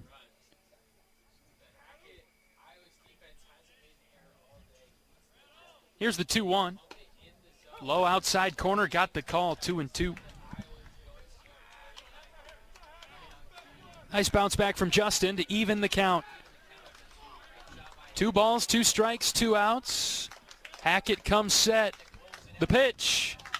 Hit well to left field. Narrett on the run. That ball clears the wall for a home run. Radosevich drove it out to left, just to the right of the scoreboard, and it's 11-6. 102 off the bat, goes 404 over the left center field wall. I almost thought he hit it off the end of the bat. Didn't sound good. Again, having a difficult time judging the carry here, but that ball was well corked.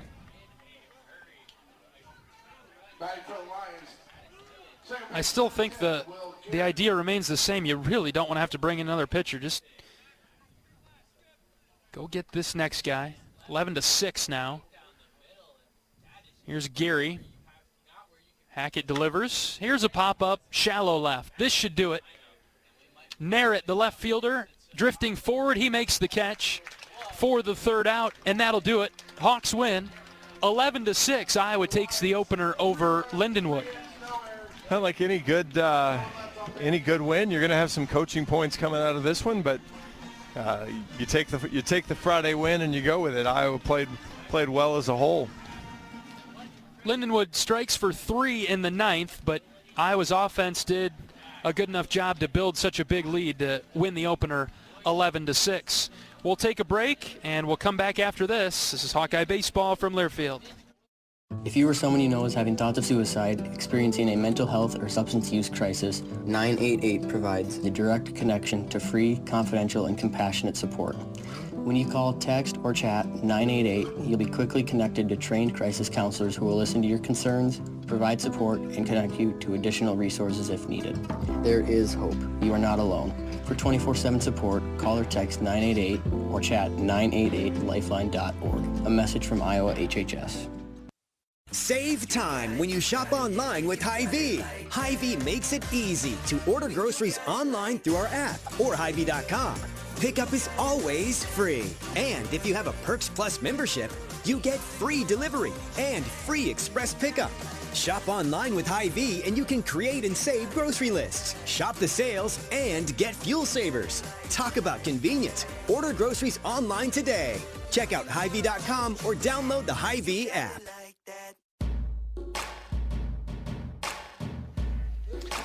Iowa takes down Lindenwood in the series opener 11-6. We'll be back tomorrow, 2 o'clock first pitch. It'll be 1:30 on the Hawkeye Radio Network. Hearing some rumblings about maybe a time change, so keep the social media networks and platforms handy to see if there's a time change for tomorrow's game. But so far, good start to the weekend for Iowa, an 11-6 win over Lindenwood. John Evans, you get the first word of postgame.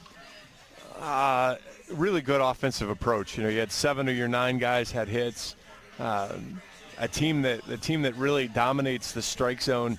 You ended up taking 10 walks and had 1 hit batter and only 5 strikeouts. So that was the key. The key to the game there was getting on the right side there. Early in the game, Iowa took advantage of opportunities. Weren't necessarily as good at that later, but did enough to finish it up. And you only used 2 pitchers, so a lot of good there. Heck of a start from Jaron Bleeker. Happy for him. Absolutely. It was just you never quite know how a guy will respond for the first time on Friday, but he came up aces on that. All right, we'll take our first post-game break. We're back after this. This is Hawkeye Baseball from Learfield.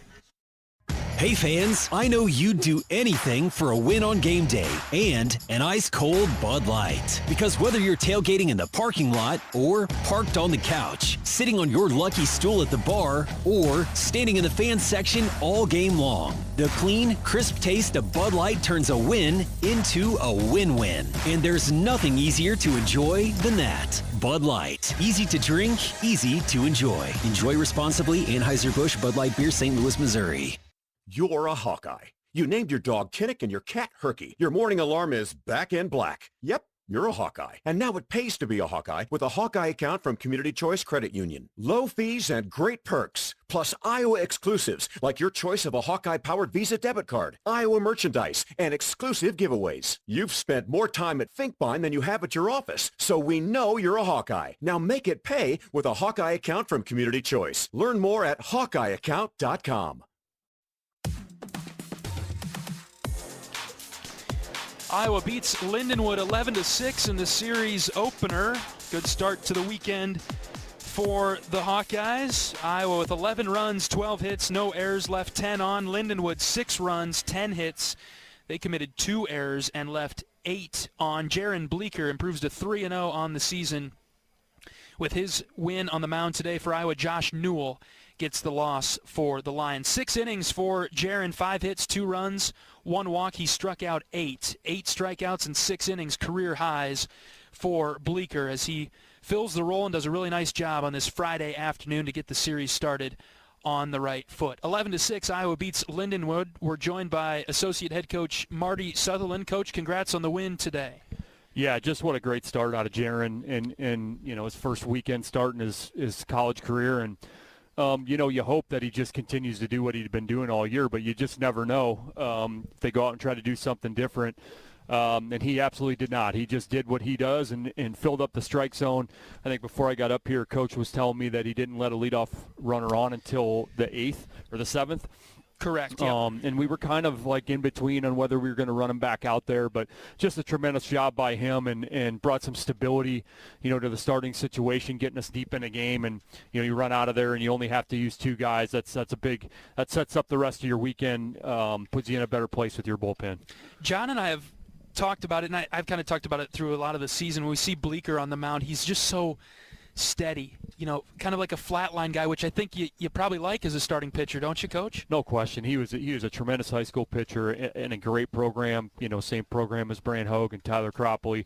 And he pitched with that type of calmness in high school. And like many freshmen, you know, they just spent a year questioning himself and trying to figure himself out and how he fit in and trusting, you know, what he's always done. And, you know, what you hope is the next year you just get an older, you know, more mature version of the freshman, and that's exactly who he's been. He's just calm and out there pitching with a ton of confidence. It's just a lot of fun to watch, and that's who we thought we would get. You know, he was a player of the year type guy in high school and threw a ton of strikes, and you know, he started off his 2026 season doing everything we thought he would do. Mm-hmm. Josh Newell for Lindenwood, he's the real deal. How do you think your offense did against him today? I was really happy. You know, it's a conference pitcher of the year, you know, and I told those guys he had a 3 ERA last year in the OVC, which is no joke because it's a really offensive league. A lot of places that are favorable to hitters. So to do what he did, you know, last year was really impressive. So you knew coming into it, you were going to get a guy that wasn't scared, going to throw a ton of strikes, you know, throwing 3 and 4 pitches. I just thought we held the zone great. To get 5 walks out of him, you know, he had 3 coming into the game today. I just thought we really made it tough on him, and that's what we talked about. And guys like that, you know, it's hard because as a hitter, you want to be aggressive, and especially a guy who throws strikes.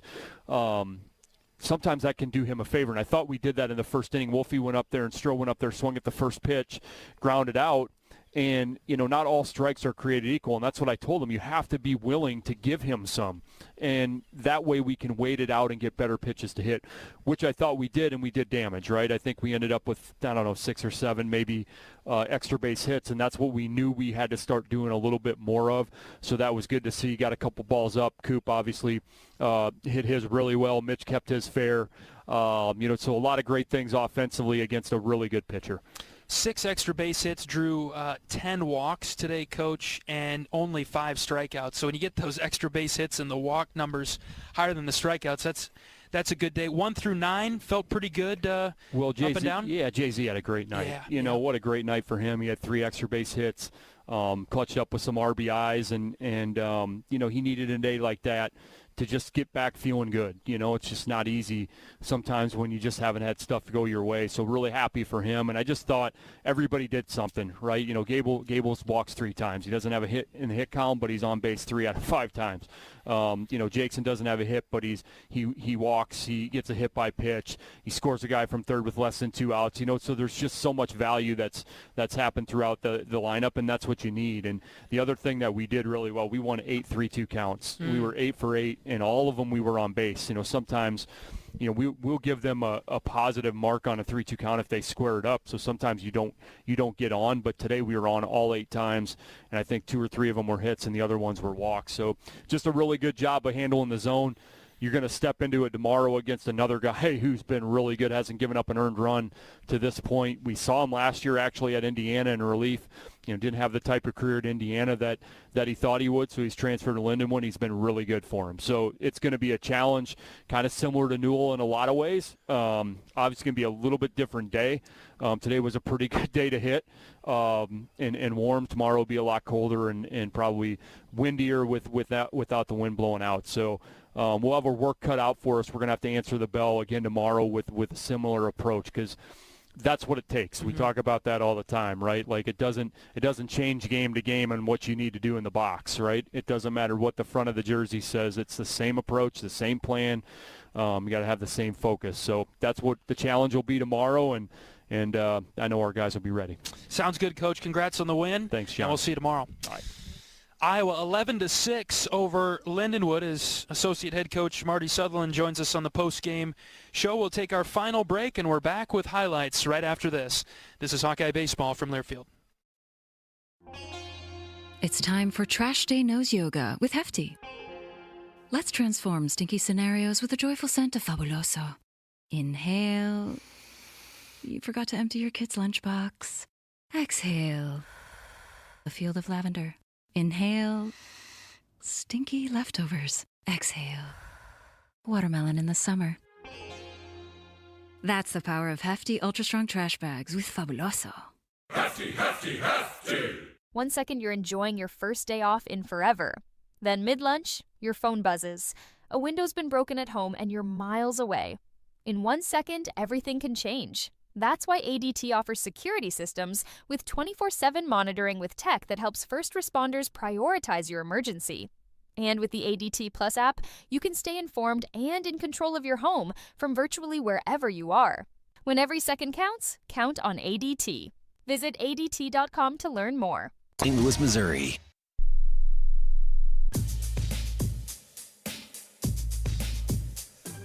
Iowa starts the weekend off on the right foot, an 11-6 winner over Lindenwood today. Before we play the highlights, we did get the time change for tomorrow's game. Tomorrow's game against Lindenwood. So on Saturday, we'll play at 3:02. So we'll push it an hour back. 3 o'clock first pitch tomorrow. So we'll be live on the air on the Hawkeye Radio Network at 2:30 tomorrow. Like Marty said, like Coach Sutherland said, it'll be colder tomorrow. It's going to be mid-40s. Bundle up, come on out to Banks, spend your Saturday afternoon and evening with us as Iowa will look for the series win a day early after beating the Lions today 11-6. All right, plenty of highlights to play from this one. Michael, fire them up. Full count now. We'll see if Bleeker can come all the way back. Jaron's pitch is hit well to right. This is trouble. Strohmeyer sprinting back. Kellen's got it as he crashes into the wall. Strohmeyer able to make the catch. That had top spin on it from Driscoll, so it forced the ball to tumble. As Schulte cranks one deep to left. That's a no-doubter. Cooper drilled it over the metal hawk beyond the left field wall. Solo shot for Schulte, and that sparks the Iowa offense 3-0. See what Bleeker goes with here. He winds and fires the next pitch. Swing and a miss. Back-to-back strikeouts for Jaron. And he continues to impress in the 6th. Runner at second, 1 out. Jay-Z lines one into left center field past a diving Isom McCall. Frost is around third. He will score. Jay-Z's digging for third himself as that ball got all the way to the wall, and he dives in head first with an RBI triple. Wolf sends in the air left center field. Outfielders on the run. This will one hop off the base of the wall. Wolf in with a stand-up double to start the bottom of the 7th. Wood cranks one deep to left. Will it stay fair? It does!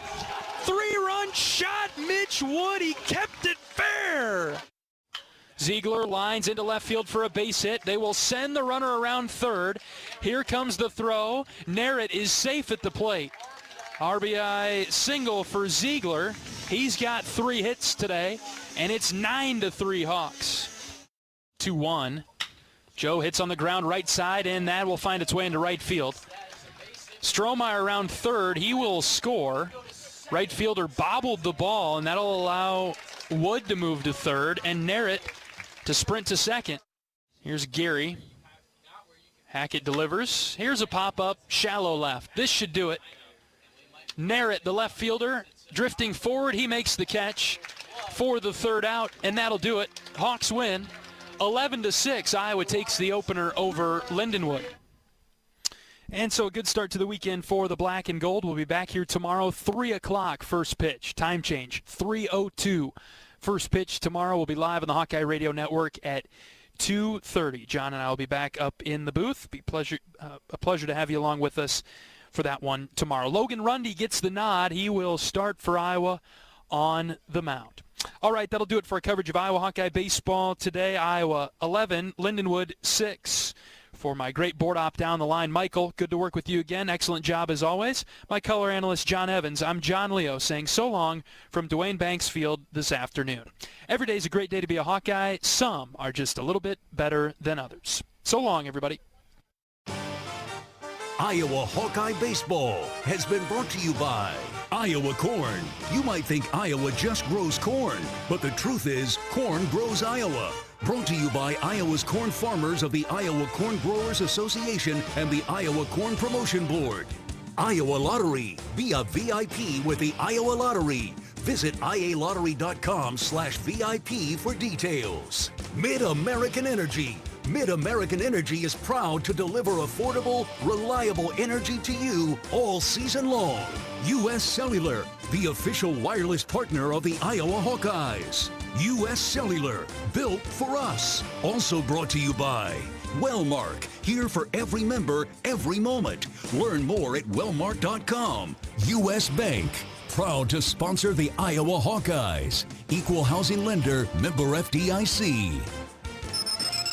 The preceding has been a Learfield presentation on the Hawkeye Sports Network.